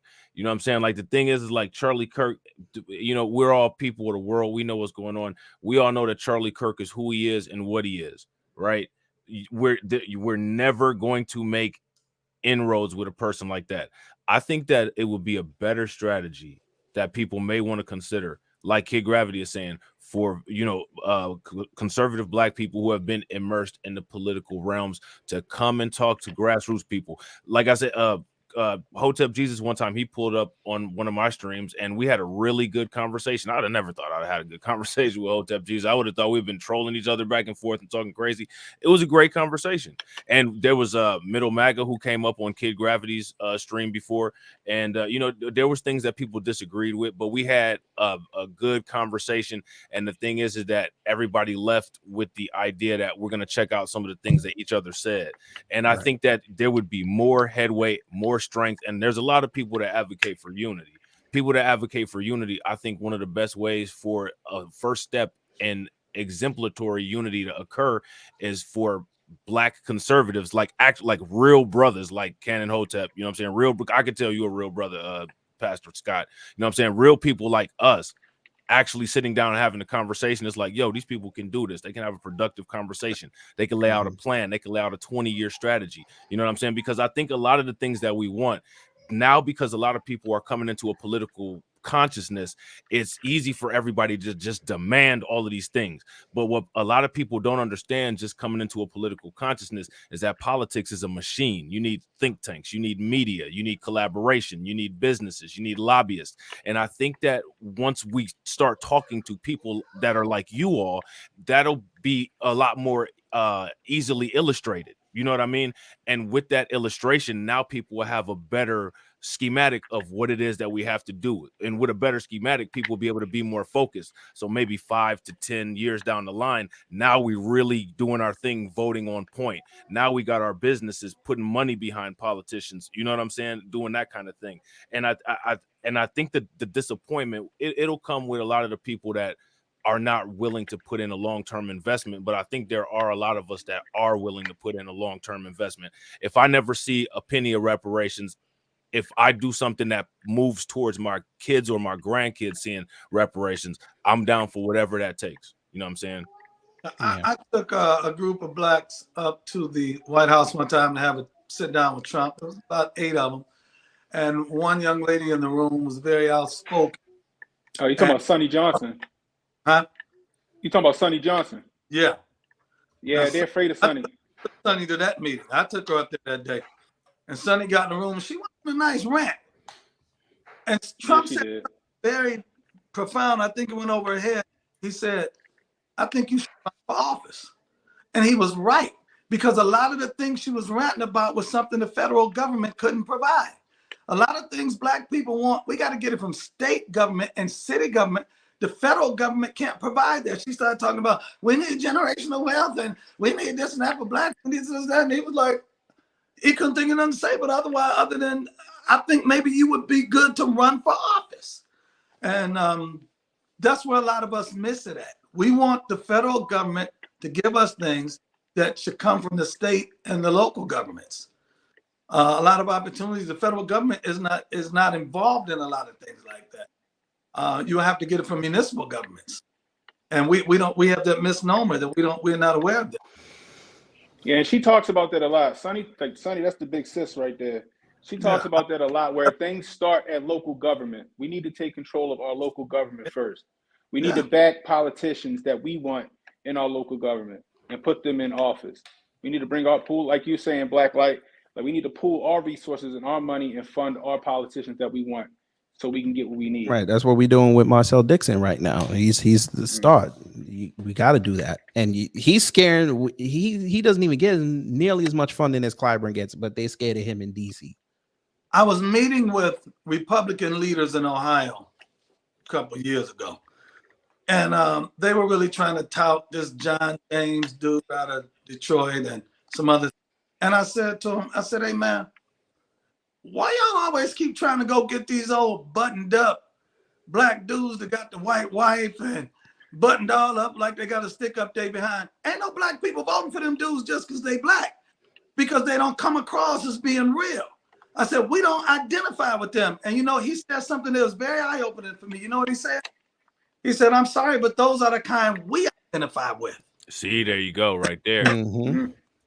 So once he said that, I said, well, I feel you on that. But here's the thing. We don't identify with those. A lot of times black conservatives get over to what we consider to be the other side. And I have to be honest, they get up there, man. I'm not going to get in the room with white folks and start trying to act white. I'm not doing that. And I see too many of my watch this. I'll give you an example. When I took Nino Brown to the White House with me, right? I took him in to meet with the comms department because I was trying to get him hooked up through the comms department that they would spend money with him. And Nino Brown started saying some things, and before he could talk, he started apologizing. I had him in front of Mercedes Schlapp. She was over the head of the cons. And he started apologizing for his lack of education. He's like, well, excuse me, I'm sorry. I don't have a vocabulary. I don't know the right way. And I kicked him under the table. And after we got outside, I said, nigga, I didn't ask you to get up there and start apologizing about what you ain't got. Yeah, just talk.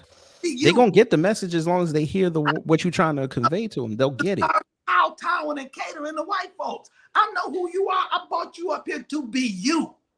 I'm trying to get you plugged in, and I bring you up here to be you, and you immediately start getting docile and apologizing for what you thought was your lack of etiquette or polish or whatever. And I was disappointed. And I had that experience on a number of occasions with folks I tried to bring on board.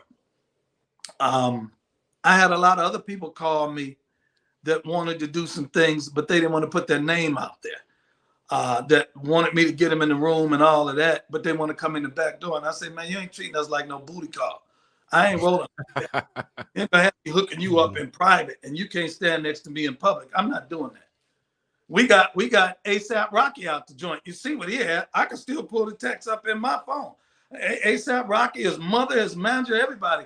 All we asked him was, man, if we get you out, all we asked you to do is say thank you in public. And the Negro never did. He never would say it. He never would do it. I can show you the text. In fact, we're not going to Google it. Just Google up Darrell. we're going to keep that brother private. But Cordell, I don't know how long you've been here, brother, but I said this like 2 hours ago. We understand, and I've told black conservatives this, the white conservatives will never accept them. We understand that. That's why I said they need to come down and talk to the black grassroots, balance out the message. Well, no, they're not going to canvass. They're not going to come knock on the doors. I'm gonna say this: we have a lot of black conservatives that reinforce negative stereotypes, right? With pushback. I mean, look at how many of them quiet about Dinesh. They even before you came on, I was looking on YouTube to see if anybody would have said something, because that was a big story that went viral. None of them have said nothing. Now ABL might say something today, but y'all should have said something that day. Y'all should have went live on that. But you'd have to have an uncomfortable conversation with your crowd, and you know what's going to happen. Here's what messed up a lot of folks. For the first time in United States history, in these 2016 elections, you had white folks on the left, Democrats, calling other white folks racist. You ain't never seen that before. You have white folks calling white folks racist. And so what happens when the white folks in the Democratic white folks call the Republican white folks racist, and rather than examining themselves, you had the black ones jump up Oh no, they're not. Everything they're saying is legitimate. So you'll get the Candace and you'll get the Branham Tatum and you'll get the Leo and them that stand up and all they want to talk about is black on black crime. And they want to talk about Chicago. And they want to reinforce or even introduce negative stereotypes and perceptions about the black community that are not true. Well, I agree. Would you agree that that problem right there that you just talked about right there is the exact same thing that Nino Brown was doing when he's self-reinforcing the stereotypes? Yeah. So like the thing is that there's a pervasive, if you ask me, a pervasive cultural issue of people running to do that kind of thing instead of actually holding their ground and standing on what it is that they believe in and who they are. You see what I'm saying? If people are willing, if somebody is willing to do that on the right for a paycheck, or if you're willing to do that on the left because you just, for whatever reason, you just feel that you're so inferior, you have to apologize for simply being in a room and breathing the same oxygen as these people. Thank you. That's a cultural problem because it's going on across the board. It's going on all over the place. It's not just on the left. It's not just on the right. And the problem is that people on the left want to separate themselves from the right. But when you're in the same culture and you're sharing the culture and you're seeing the same behaviors taking place on both sides, that's a cultural problem. No one's standing their ground anywhere. Because the white man water tastes better. You know what I mean? The white man water tastes better. That's how they look at it. But here's the thing, though, brother. The white man's also poisoning his own water. Right, but that's what I've been saying this before. I'm like, you got people like the Candace Owens and Brandon Tatums who they say what those red whites can't say. They use them to say what they can't say. If you know what I mean? If you notice something, Trump don't fool with her much no more. I called him one time. He had retweeted something she said, and I called him. I said, man, you don't be standing next to that chick, man. I said, because the stuff that come out of her mouth, her proximity to you, it makes it like it's coming out your mouth too. And he said something that was right. He said, you're right. He said, but if I take it down, it'll cause more attention than me putting it up in the first place. So I'll just leave it on. But if you notice, you don't fool with her no more. I told him, I said, man, you're guilty by osmosis because anything she say, they think she got. Who is this again? With it. Candace That's Owens. The point. No, who don't fool with her? I'm like Trump. Yeah. I ain't on that. And if you All know, right, I got another question for you when you're ready. Yeah, I'm ready. All right, so this brother, I really respect him. He's a great black shark. He's on YouTube as well. I think YouTube could have a great conversation as well. But he asked, what difference do you think black conservatives can make in a white-run party with no power to affect decision-making in it? They can have a lot of power if they open up their mouth and don't get in there and sell out. Hey, man, let me tell you something. I took Ray J with me, and he has it on video. I took Ray J with me down to Mar-a-Lago, right? He has the video. He can show it. I took Ray J with me down to Mar-a-Lago, and Trump was going around the room acknowledging people. He acknowledged senators, he acknowledged politicians, he acknowledged this, acknowledged that, then he pointed to me. He said, that guy right there, that's my pastor. He said, and you know what? He's the most powerful person in this room. Now, that's what he said out of his mouth. In a room full of folks with me and Ray J and my business partner, maybe two other people, the only black folks in there. Blew Ray J away. But if they open up their mouth and don't be afraid, they can get their point across. See, them folks know not to mess with me. I told a black preacher one time, I say, man, here's the difference between me and you. You got on TV and got a few hits and you branded yourself as, I'm just a nice guy that want to get along with everybody. I branded myself as a hellraiser that'll let anything come out of his mouth. And as a result, they don't mess with me. And they listen when I talk. And if the black conservatives quit sucking up so much, they can get some positive things going. Because to be quite honest, the white conservatives on the Republican Party, they're not racist like that. They actually think they're right until somebody tells them that they're wrong. And then they say, well, what can we do to fix it? But if you got people behind them saying, yo, yeah, you is right. Yeah, you is right. Blacks is killing each other. Blacks do have a low IQ. Then they like, well, what the heck is the problem? I'm not telling you what I think. I'm telling you what I know and what I see. Now, here goes my question. Oh, go ahead, kid. Real quick. This is why I separate them. That's why I call them the TV YouTube conservatives. Yeah. because they're just doing that for hits. Because again, Yeah. when Trump lost, you saw their engagements go down. They- So they yeah. have to go and be extra extreme now.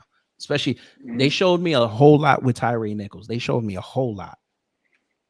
Because y'all saw black men get beat on film and y'all still defending them cops. You can't even white folk in your comment thread say, nah, we can't even get down with that.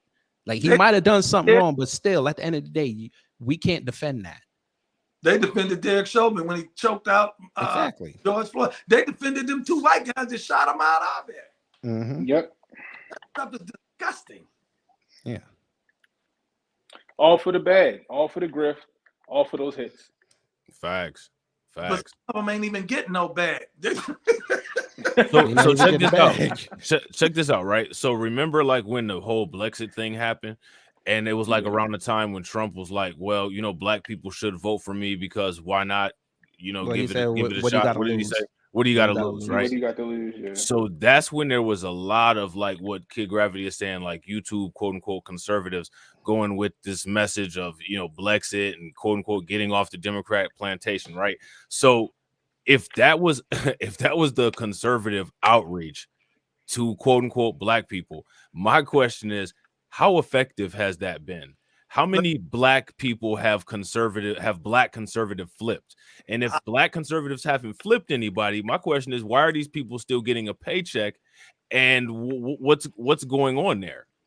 I'm glad you asked that question. First of all, when Trump said that, I talked to him about it, and what he said to Trump, what he was saying was, "Give me a shot. Give me a shot. Give anybody else a shot. Give me a shot." That's how I took it. Shot. But here's the thing, and this is when Candace and Owens and I fell out, and it happened at the White House. She would have a Brexit meeting, and here's how some of these guys are suckers, because Brandon Tatum even called asking me for a job before, because he was disillusioned with her. Don't tell that lie. That's info that I need. Don't tell that lie. No. I need that info. Don't tell that lie. Got into a I could do Twitter a whole stream before. on that. No. Go He ahead. and I'm I sorry. got into a Twitter beef before. And I said, Negro, don't let me start talking about when you called me up asking me for a job to work with my Urban Revitalization Coalition because you was disillusioned with Kansas. Don't get me to talking. Because what it was, Kansas would have these meetings. And she would come back and say, I had 800 people at the Brexit meeting, but only 10 of them would be black. Her crowds would be all white. And she got upset because we outed her in the White House one time. We were up there for a meeting and she was there. And she started talking about how many people there. And I said, man, you'll have a meeting with 800 people in there and 790 of them is white. So stop with this stuff. And so here's what I told her. I said, unless you have a voter's registration component to it and you can track your effectiveness, then you're just blowing smoke up everybody's behind. Then I even challenged her. I said, give me, because me being a pastor in a church, we have what we call testimonies. You guys know about that. Mm-hmm. Like if we have a revival, we can tell you how many people got saved. And we can have these people that got saved stand up and say, I once was lost, but now I'm fine, was blind, now see, I gave my life to the Lord. I said, produce me 5 people. All I want is 5 that will say I was a registered Democrat. And I heard the message of Brexit. And because of Brexit, I became a registered Republican. Show me 5 people. They can't. That stuff was fake from the get-go. So here's my question. So what can y'all, just for lack of a better term, the real black conservatives, when are y'all going to call out them people? Because I know you said you've done it and I've seen those videos. Go back. You can look and see. She blocked me. No, I'm not saying you, but I'm saying people that are like you that are actually conservative. When are y'all gonna call them out and say they don't represent us? Because when you hear the term black conservative, her name pops up first. Tatum's name pops up first. All the people that Fox News loves to call up, or CNN or MSNBC like to disrespect. When I think that's where y'all's message gets diluted because they think that y'all think like them, so people don't take y'all serious. But when is it y'all gonna stand as a group on a podium or on a Twitter space or something and say, listen, them kind of conservatives, those belong to the white folks. The real conservatives, we are for what y'all down here need. Y'all need reparations. We there for you. When can that happen? I think that should happen before January 1st. There are a few others. Sonny Johnson will speak out. Yeah. Alicia Killing will speak out. Angela For the Stanton will most speak part, out. excuse me? So Angela Stanton, sometimes she'll speak out. Yeah, Angela's a real one. She's a real one. But to be quite honest, they're not going to do it, man. It's going to be hard. Let me tell you something. People vote their pocket.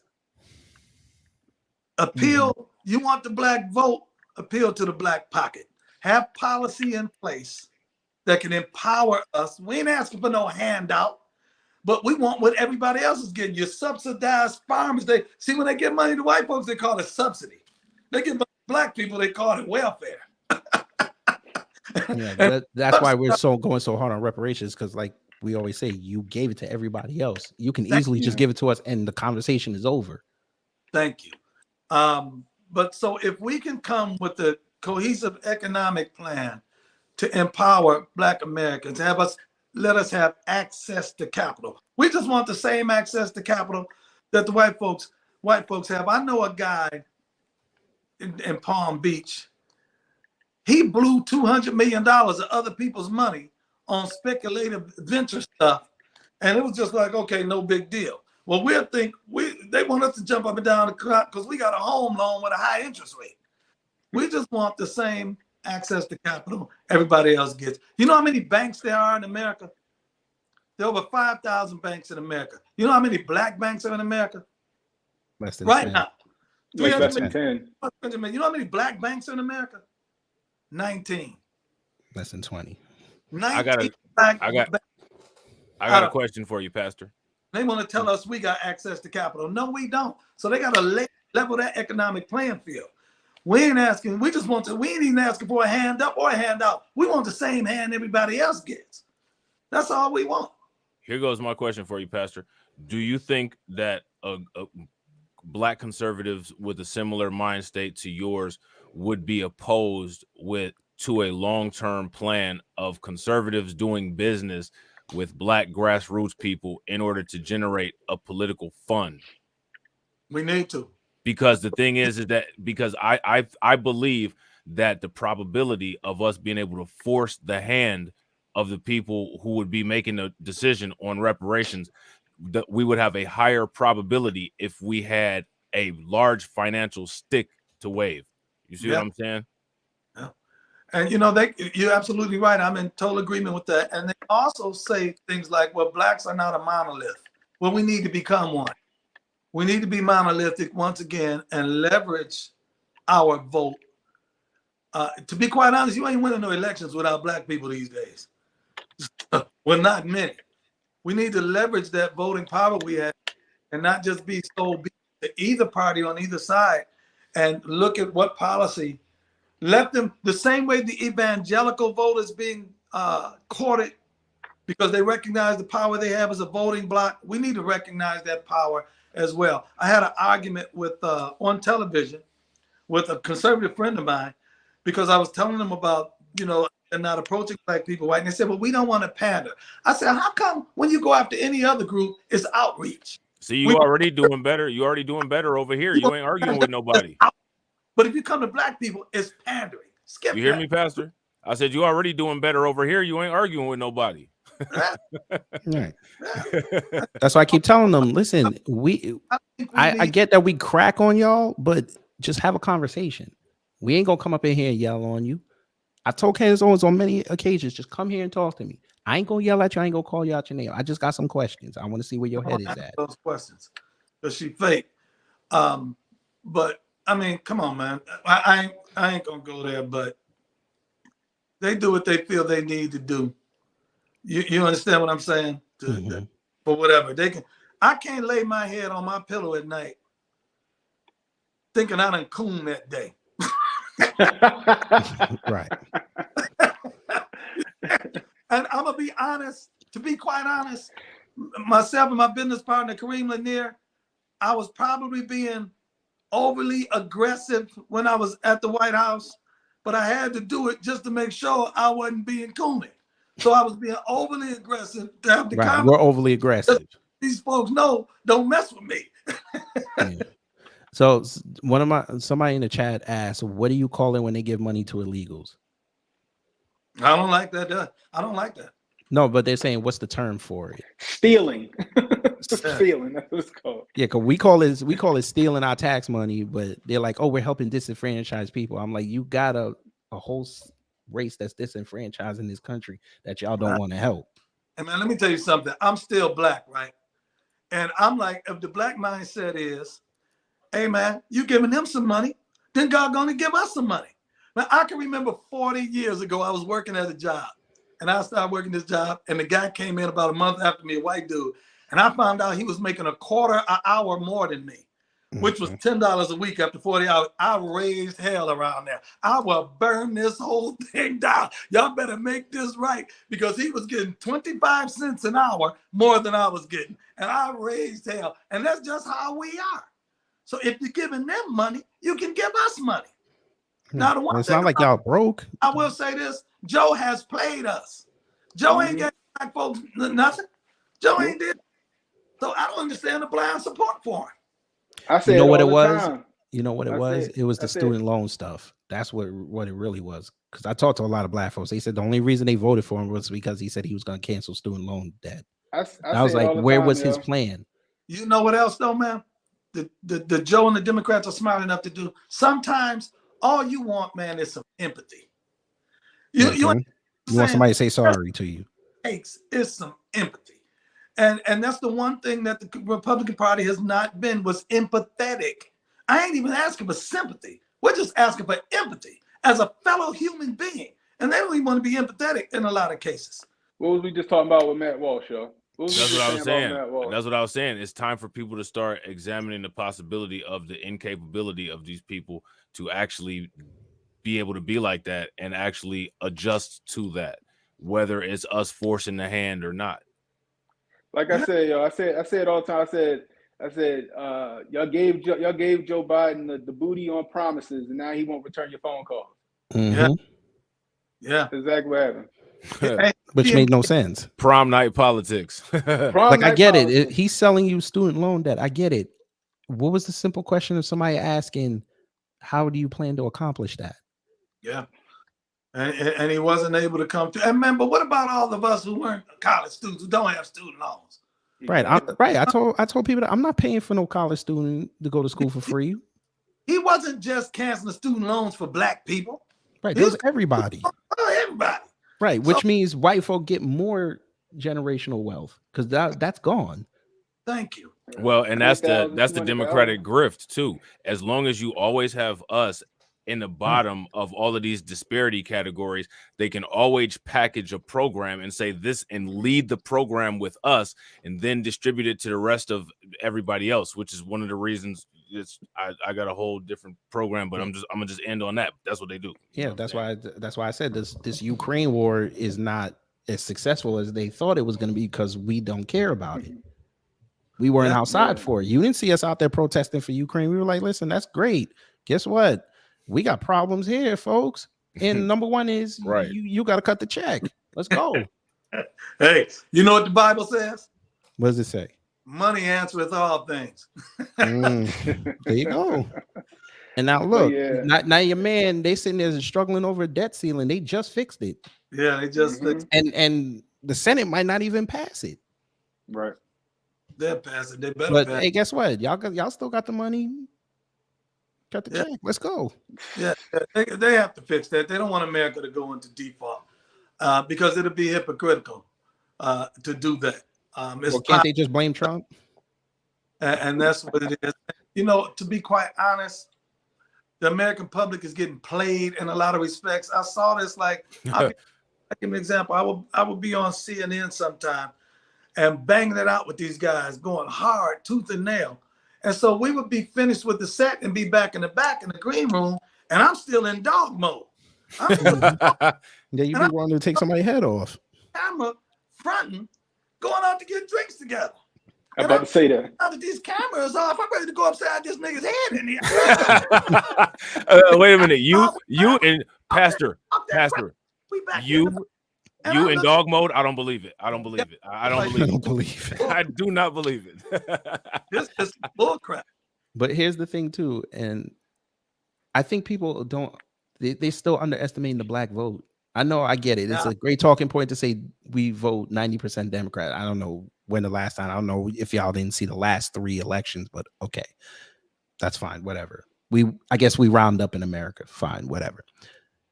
Do y'all understand that black folks are the main reason why Stacey Abrams didn't get in, even though they don't want to admit this? Yeah, I talked about that.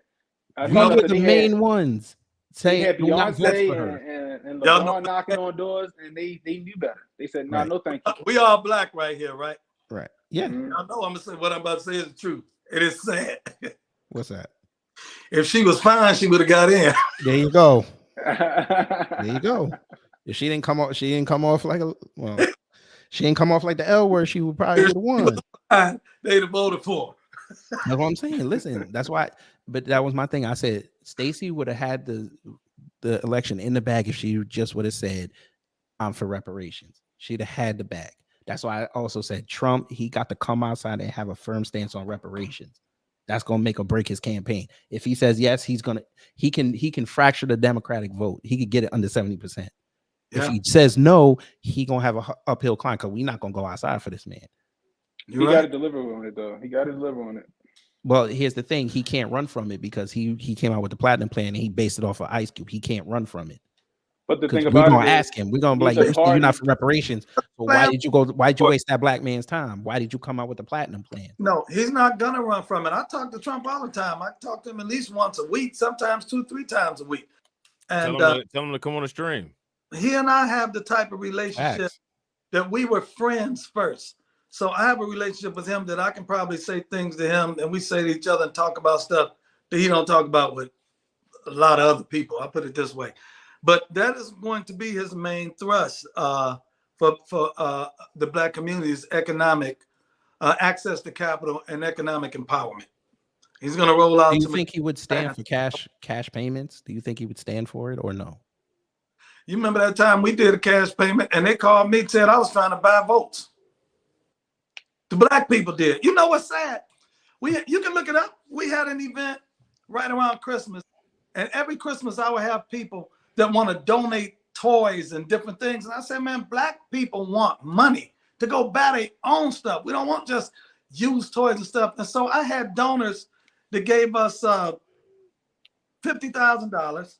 We had an event, mostly Democratic black people there, and we put all these people filled out cards. We put them in a barrel, a lottery barrel, and let people come up on stage and pull names out. The lowest prize we gave out was $300 cash, all the way up to $1,000. We had like 100 people. You know how much criticism we got from that? From black people? Black people criticized it. It was, I'll tell you when it was, December 2019. And they said he trying to buy votes. I said, how the hell, first of all, to buy votes, somebody had to be selling the vote. Who the hell is selling a vote for $300? I said, that's number one. Number two, the election is a year from now. We're just trying to help some folks for Christmas. And let me tell you something. On your birthday, you rather get a present or some money? I want some money. I'm an adult. I need money. I got bills. And all the criticism came from black people. Said we was trying to buy votes.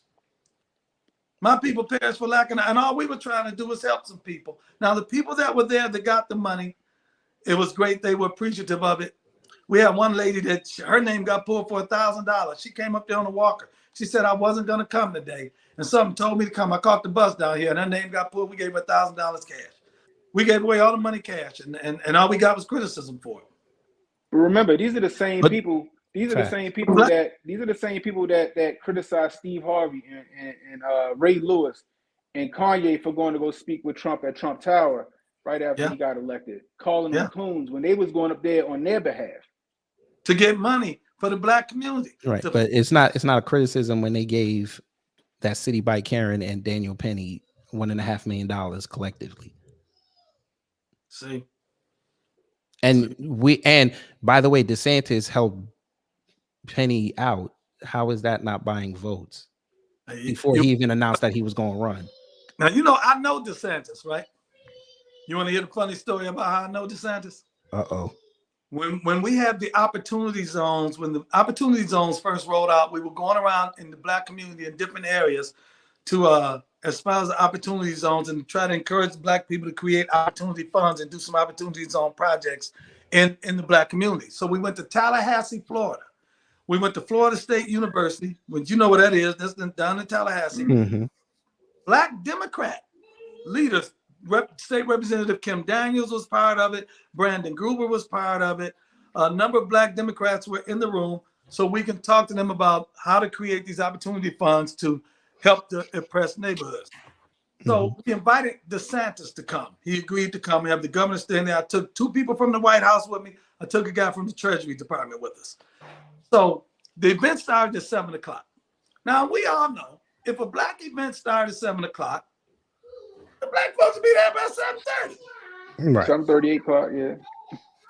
So DeSantis comes he gets there at 6:30.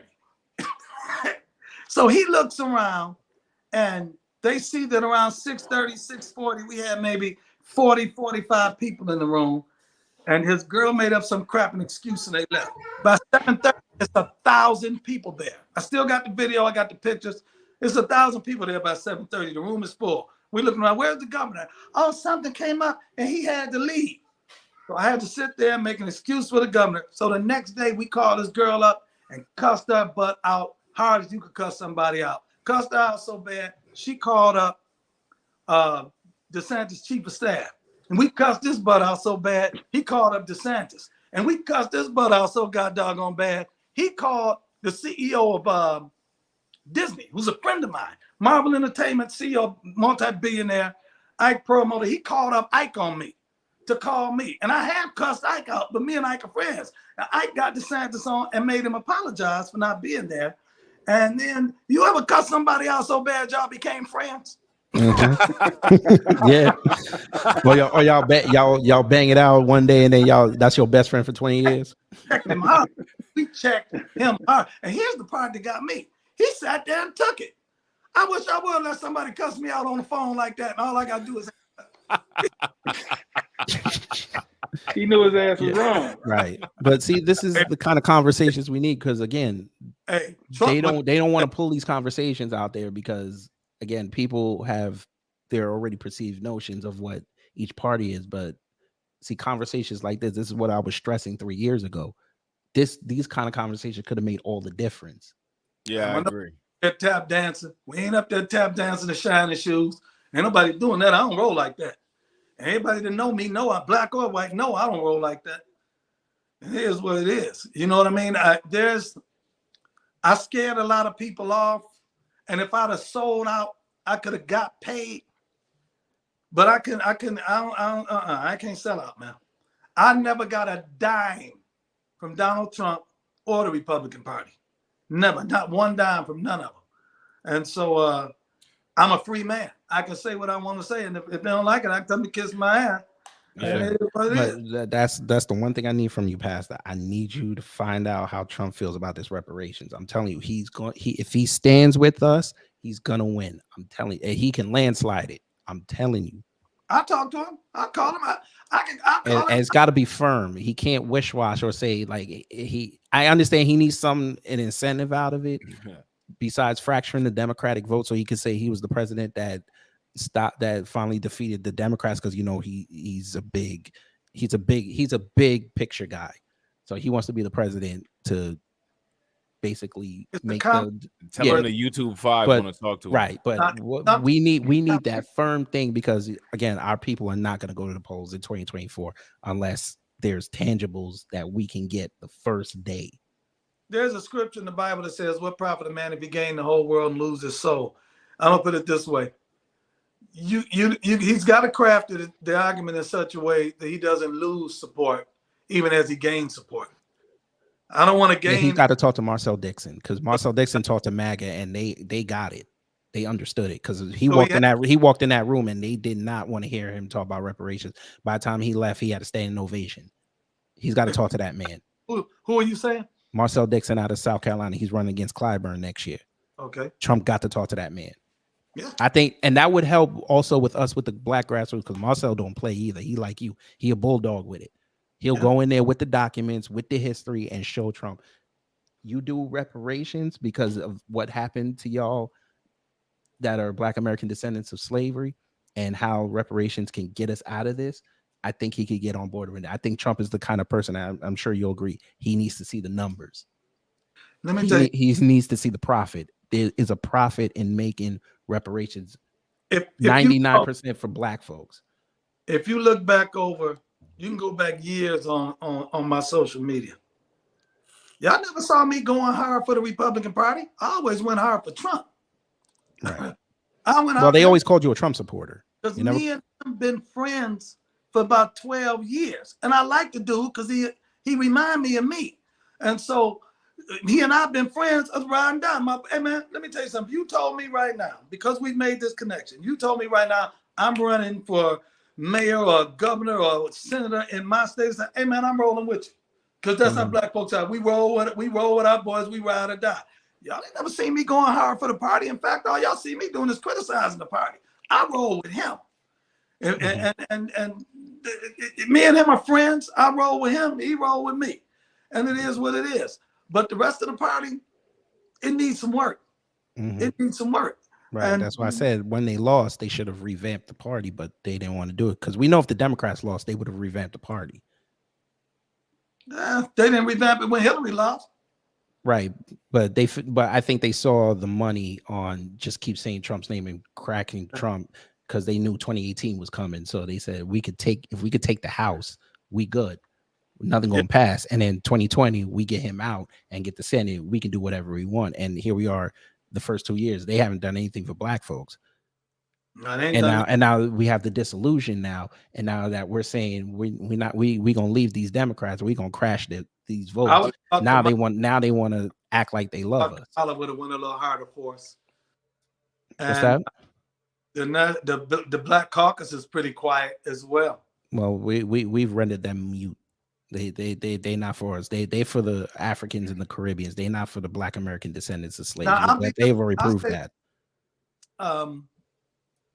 Marsha Fudge, she's overheard now. She's for the Black folks. She's doing stuff. She's just not loud with it. But Marsha Fudge is actually doing a way better job than Ben Carson ever did. And Marsha's a friend of mine. Her and I go back decades. And I've got a lot of friends over on that side. Like I tell you, I've got awards from the NAACP. I've got awards from the SCLC. And so I've got a lot of, and I didn't alienate myself from them simply because I was rolling with Trump. Right. And so we can work together across party lines and get some stuff done. If, like you say, we get some more conservatives, then I'm afraid of what white folks gonna say if they side with Black folks. Well, and I think another thing that we don't do that is always done to us, and I really advocate for us doing things to other people that have been done to us. You know what I'm saying? One thing that we don't do is we don't do the quote unquote fear campaign. And I think that we should. There's a lot of things that white conservatives, that the population in general, moderates, there are things that people are terrified of losing right now.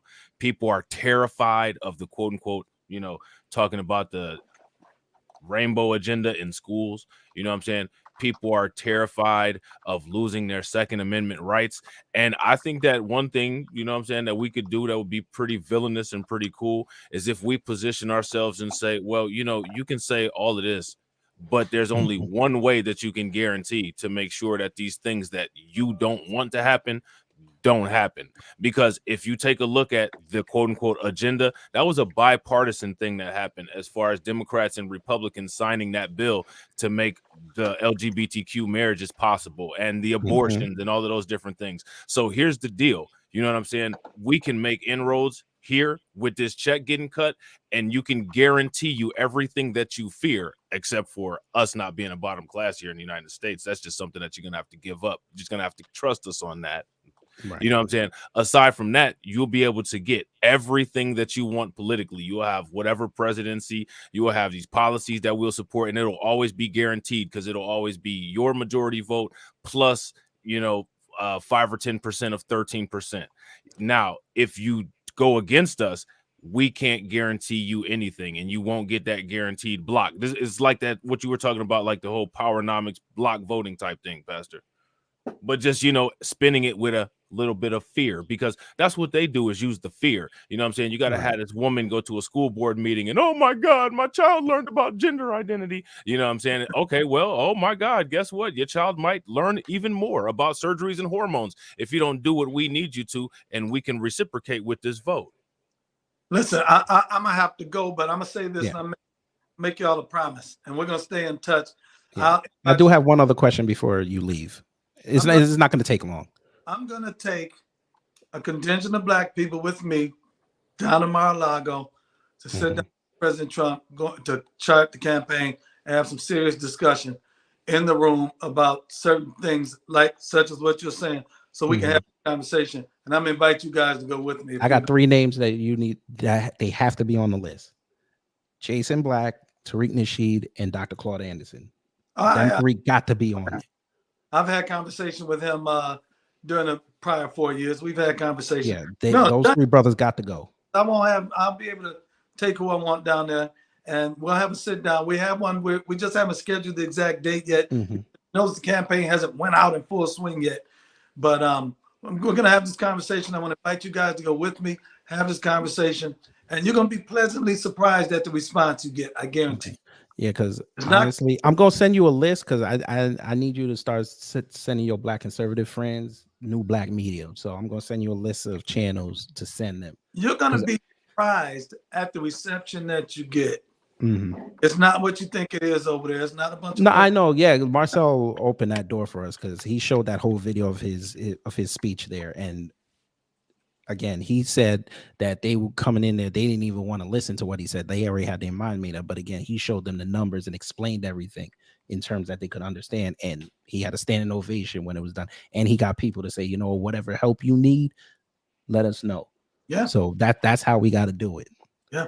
And the Hotep's already staying with you anyway. Hotep's. All right, man. Look, I got to go. Plus my yes, sir. Dead anyway. But it was great talking to you, Pastor. You're a cool dude. So I'm going to send over that list in like 20 minutes. Stuff like that, and we'll stay in touch. Yes, sir. I'm going to send you that list in your direct messages in 20 minutes. All right. God bless. All right. God bless you. So let me get this right. So I'm scared to talk to people, right? Who said that? People said, listen, I tag people all the time. I tell y'all, come up here, and because you know when I do my videos on my live streams, I could get animated. Y'all know this. I might call you names. Now again, with Pastor, I didn't like how he handled the Dinesh situation, and he did that too much off of anger. And I said, okay, I'm not even going to torch him. We're gonna make this a teaching lesson. He came up. We talked for almost an hour and a half. Did y'all hear me yell at him one time? Not at all. I thought it was. I just let him talk. Now, if he said something I disagreed with, I would have popped in. I disagreed with him when he said that there's not enough conservatives out there talking. Y'all not. I get that you're calling out Brandon Tatum and Candace Owens. That's great. We need more voices like that. But you got to galvanize your side too, brother. Right.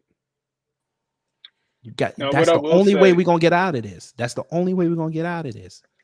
Look at this. I agree with you on that. I 100% agree with you on that. The optics right here. Somebody on the white side gonna pull this up. Oh, of course. Oh, former radical Trump supporters talking with little YouTubers. There's black YouTube.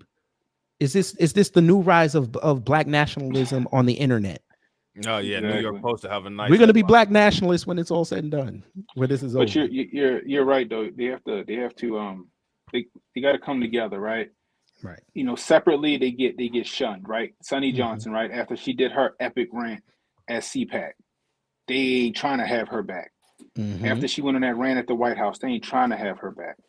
You know what I mean? Jeff Charles, he calls it straight down the middle. Maj, you know what I mean? They don't want those voices.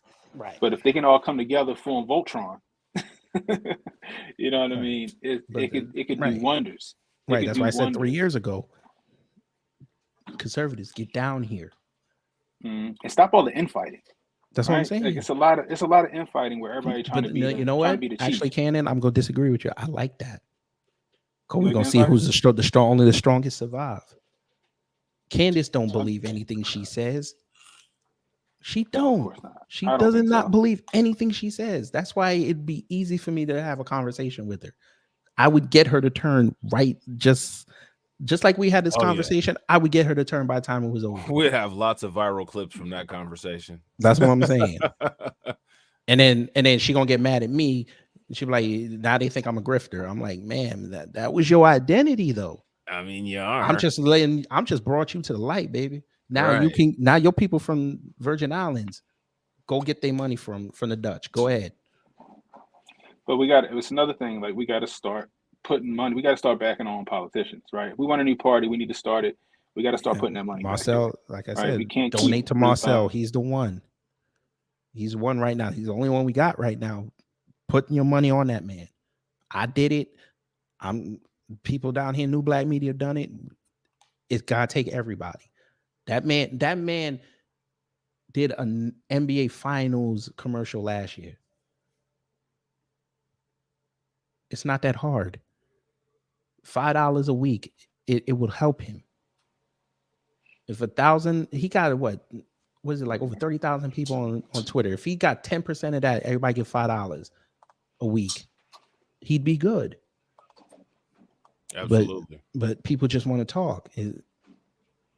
It's not okay. It's easy for me to be like, yo, Marcel, come on here and talk for an hour and a half on what you've been doing lately. Okay, that's great. He need money. Just like the pastor said, everything gonna take money. That's how the government works. That's why I said, that's why I told him, Pastor, you want to move on this reparations, get Trump to talk to Marcel. The optics alone, even if they don't agree, the optics alone would make everybody talk to him. He was just on Fox News. Fox News would have him back. MSNBC would finally talk to him. CNN would be like, come down to Atlanta and come talk to us. He'd get in those circles. Hell, he could stream it on True Social. Yeah. And the thing about it is, like, we see how it happens here in local government, right? For example, the last 4 Baltimore mayors funded by developers. So they was in the developers' pockets, not doing anything for the people of Baltimore City. Now, could you imagine if the people of Baltimore City came together and funded their own politician? Facts. Somebody be holding it to them? You know what I mean? It's going to be I think 2024 going to be interesting. That's going to be an interesting race. It's going to be interesting because I'm telling you, we're going to dominate it. I'm telling you. And you know that neither side want to have that reparations talk. Facts. They don't, but guess what? We made it.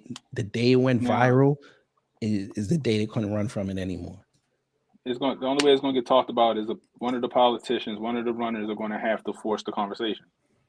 Yeah, you know it's going to end up on the debate stage. You know it's going to be on the debate stage. The Republicans, what they're going to do is they're going to skip the first one. They're not going to say it in the first one.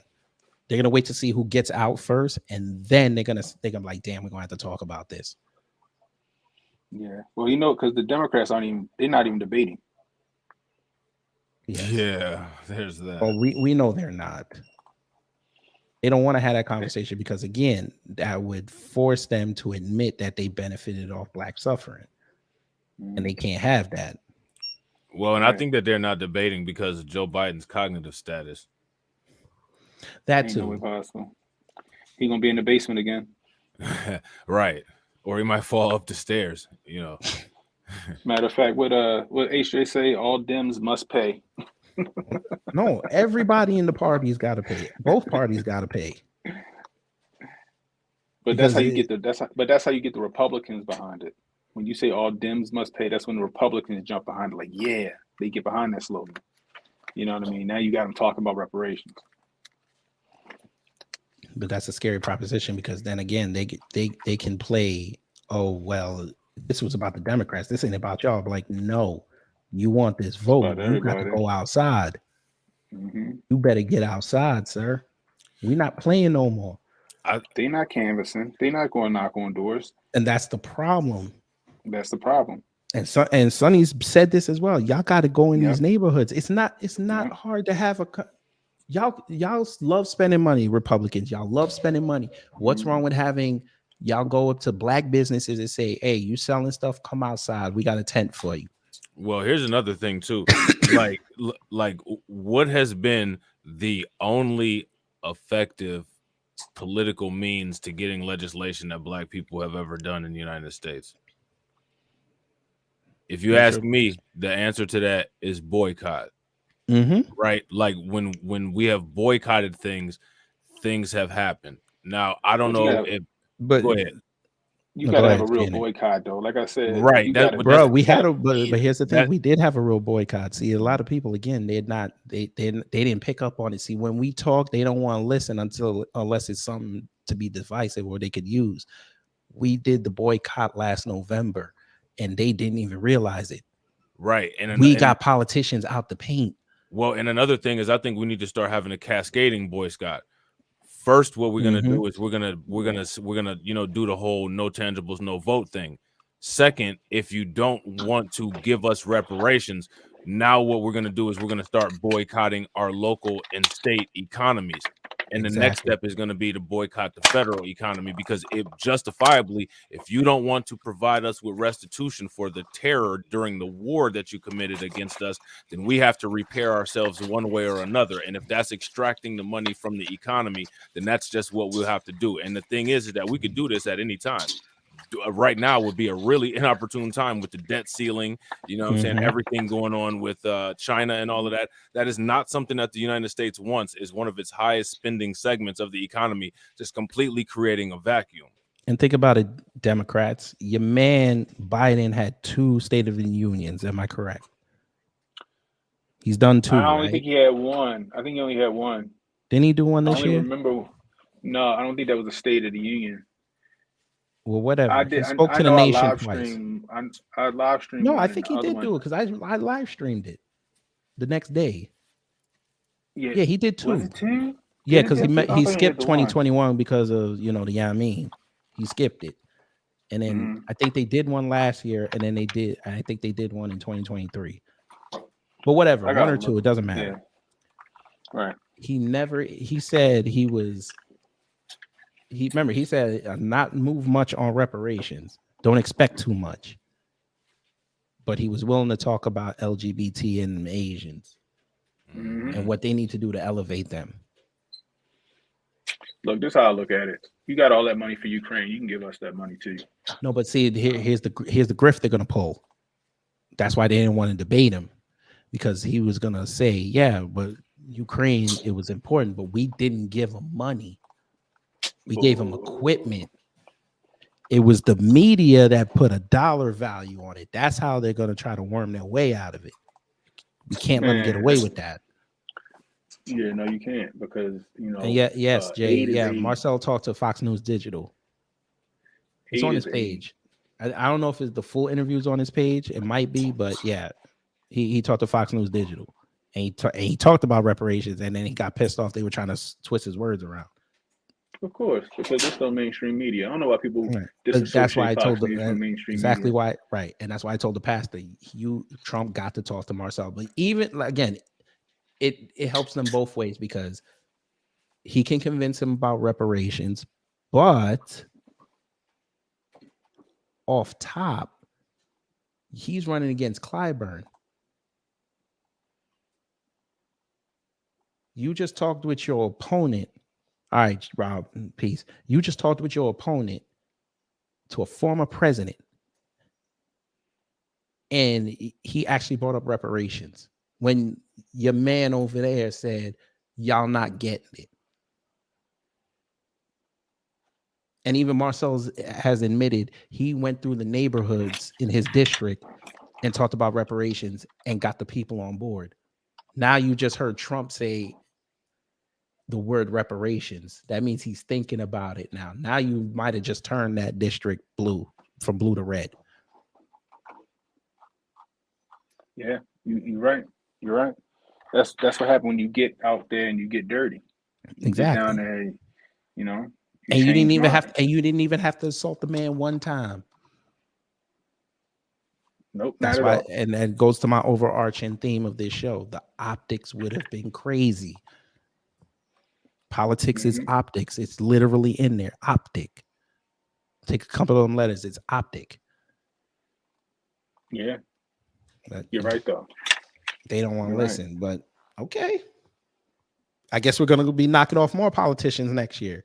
Because guess what? AOC, the squad might die next year because your district ain't happy with you, ma'am.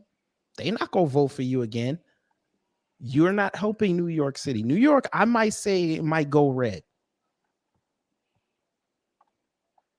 That's 29 votes, 28 votes. That could be a swing state. Who would have thought to hear New York, a staunchly blue state, be a swing state? Yo, your boy Black Light, his thumbnails is fire. Oh no, that man be on it. He been doing it for years. That man be on it. But that's why I say y'all got to have a conversation. I think if you go down to his realm, y'all have a conversation. You stream it to your channel, you got a conversation. Yeah, we can do a dual stream. Shoot, There you why go. not? But that's what it is, folks. See, I ain't afraid to pull up on nobody. Yeah, Hey, Donald, come down here. I don't bite. Conversation. I will prep you for Jason Black because you ain't got you might not have a chance with that brother, but I'll prep you, sir. Come down here. I'm telling you, the fact that if he talks to Jason Black or Tariq, it's over.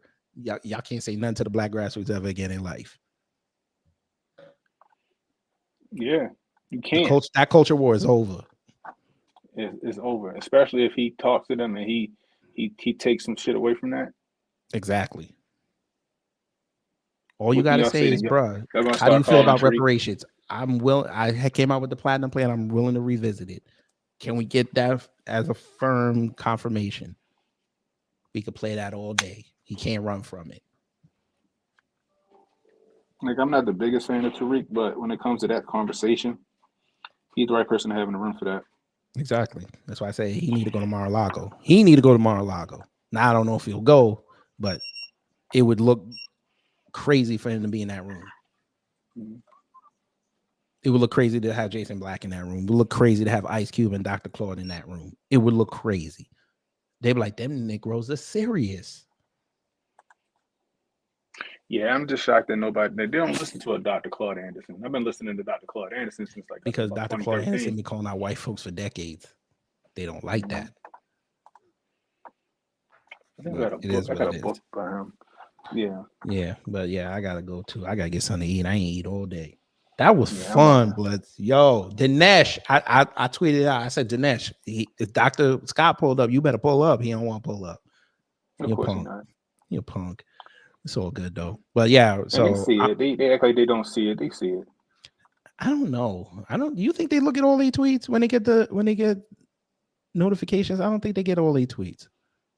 If they don't, they see their name pop. I think a lot of them, like, they look to see if they're in the news or if they're being talked about across social media. You know what I mean? That's just me. Like, I know that I've heard my talking. I've heard my takes on mainstream media before. You know what I mean? Like, I'm the one that broke the fake, like with the Ukraine lady. I'm the one that broke her having the fake AR. Mm-hmm. I'm the one that broke the Daniel Defense rifle in that one shooting. Next thing you know, boom, everybody's saying it. Fact. You know, they listen. So it'll get to him. I hope, man, because I'm telling you, we need that. We need that. You need to clip that. You need to clip that. Oh no! As soon as I download this, I'm taking that whole section out. I'm putting it right back up. It might be up by 6 o'clock. There you go. But all right, y'all. They were fun. Something fun. Cut the fucking check already. Ken Hotep, thank you for coming through. Torian, thank you for coming through briefly. Black Light, as always, and shout out to the pastor. All right, bro. All right. Appreciate you. Yes, sir. No, it's all good, Black Light. I know. I'm enjoying my last day before I gotta go on this new plantation. But yes, it's time, family. That's the kind of conversation we got. We got to press them. We got to press them. These conservatives, they know we out here. They want to ignore us. They can't ignore us no more. We literally just talked with someone for over an hour that was in Trump's White House. You know, Fox News would kill to have that kind of coverage in an off election year.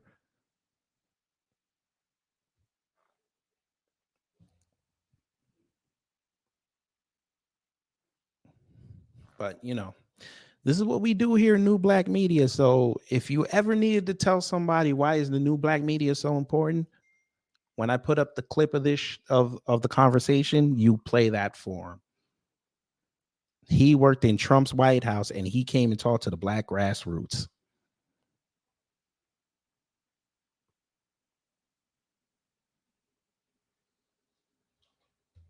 And all it took was for me to link him to the video. That's all it took. And to send him the StreamYard link. And we had a conversation. Now, again, I'm sure everybody in the room didn't agree with everything he says, but we're not going to agree on everything. But simple fact is, based on the tweets I've seen, and what he said here, he's willing to talk about reparations. And he's willing to get the movers and shakers to talk about it. That's what we need. Exactly, Carla. The same thing Andrew Yang did. We need a person here to do it. Can't always fall on Marcel. Shout out to that brother. When he gets into Congress, just like George Floyd, he will get a statue. There will be a statue of Marcel with the hat or a bust in every black community. There should be one. Especially when y'all get y'all reparations. He's got to have one. I ain't gonna go as far as put him on Mount Rushmore. He might not want that. Maybe we'll do it in Stone Mountain Park. We'll see. He like Atlanta. But the overall theme is optics. Optics. Black conservatives, you can't be afraid to have a conversation with us. We're in the same boat. We go through the same struggles. Just don't think because you got some notoriety and some money in your bank account, we all go through the same thing. I appreciate that he's brought celebrities to the White House and Mar-a-Lago. I appreciate that. That's not enough. That's why I said when Trump ran, he's got to come talk in black cities. He can't be going. Trump, I don't know if you're going to see this. You probably will, because I'm going to send Darrell the clip later. You can't say I'm going to do a rally in Georgia and go to Perry. You can't do that. Or Valdosta. You can't do that. You got to come to Atlanta. There's nothing for you to say, I'm going to have a rally in Centennial Olympic Park. There's Bankhead is literally down the street. It's not a problem. Talk to black folks. We're not gonna yell at you. Now you might have some coons that might disrupt the place, but we're not gonna yell at you. We actually want to have an honest conversation and see what kind of time you're on.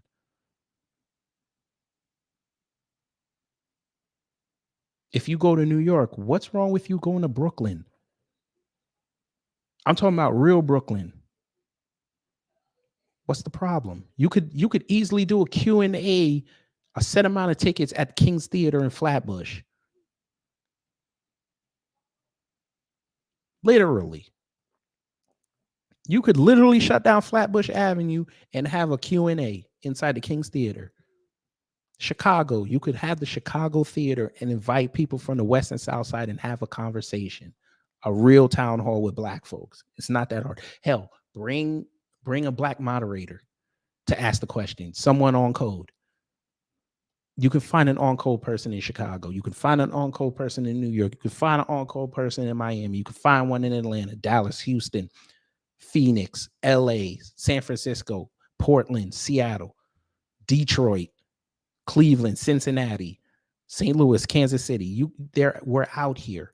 OKC, we're out here. It's not that hard. Denver, Jesse Paris, he's running for mayor. Go have a conversation with him.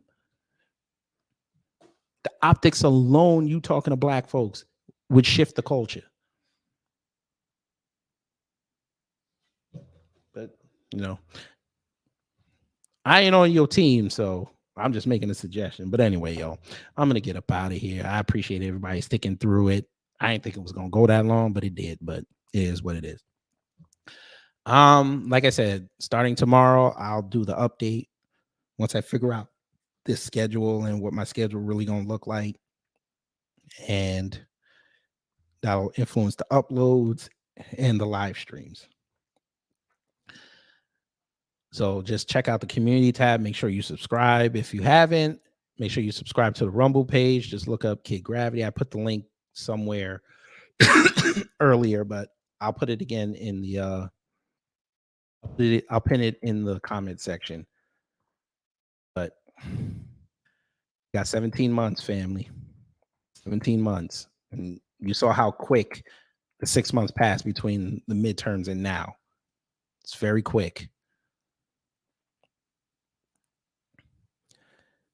But anyway, y'all, take care, stay safe, and you know what to do when the agitators of peace come to mess up your existence.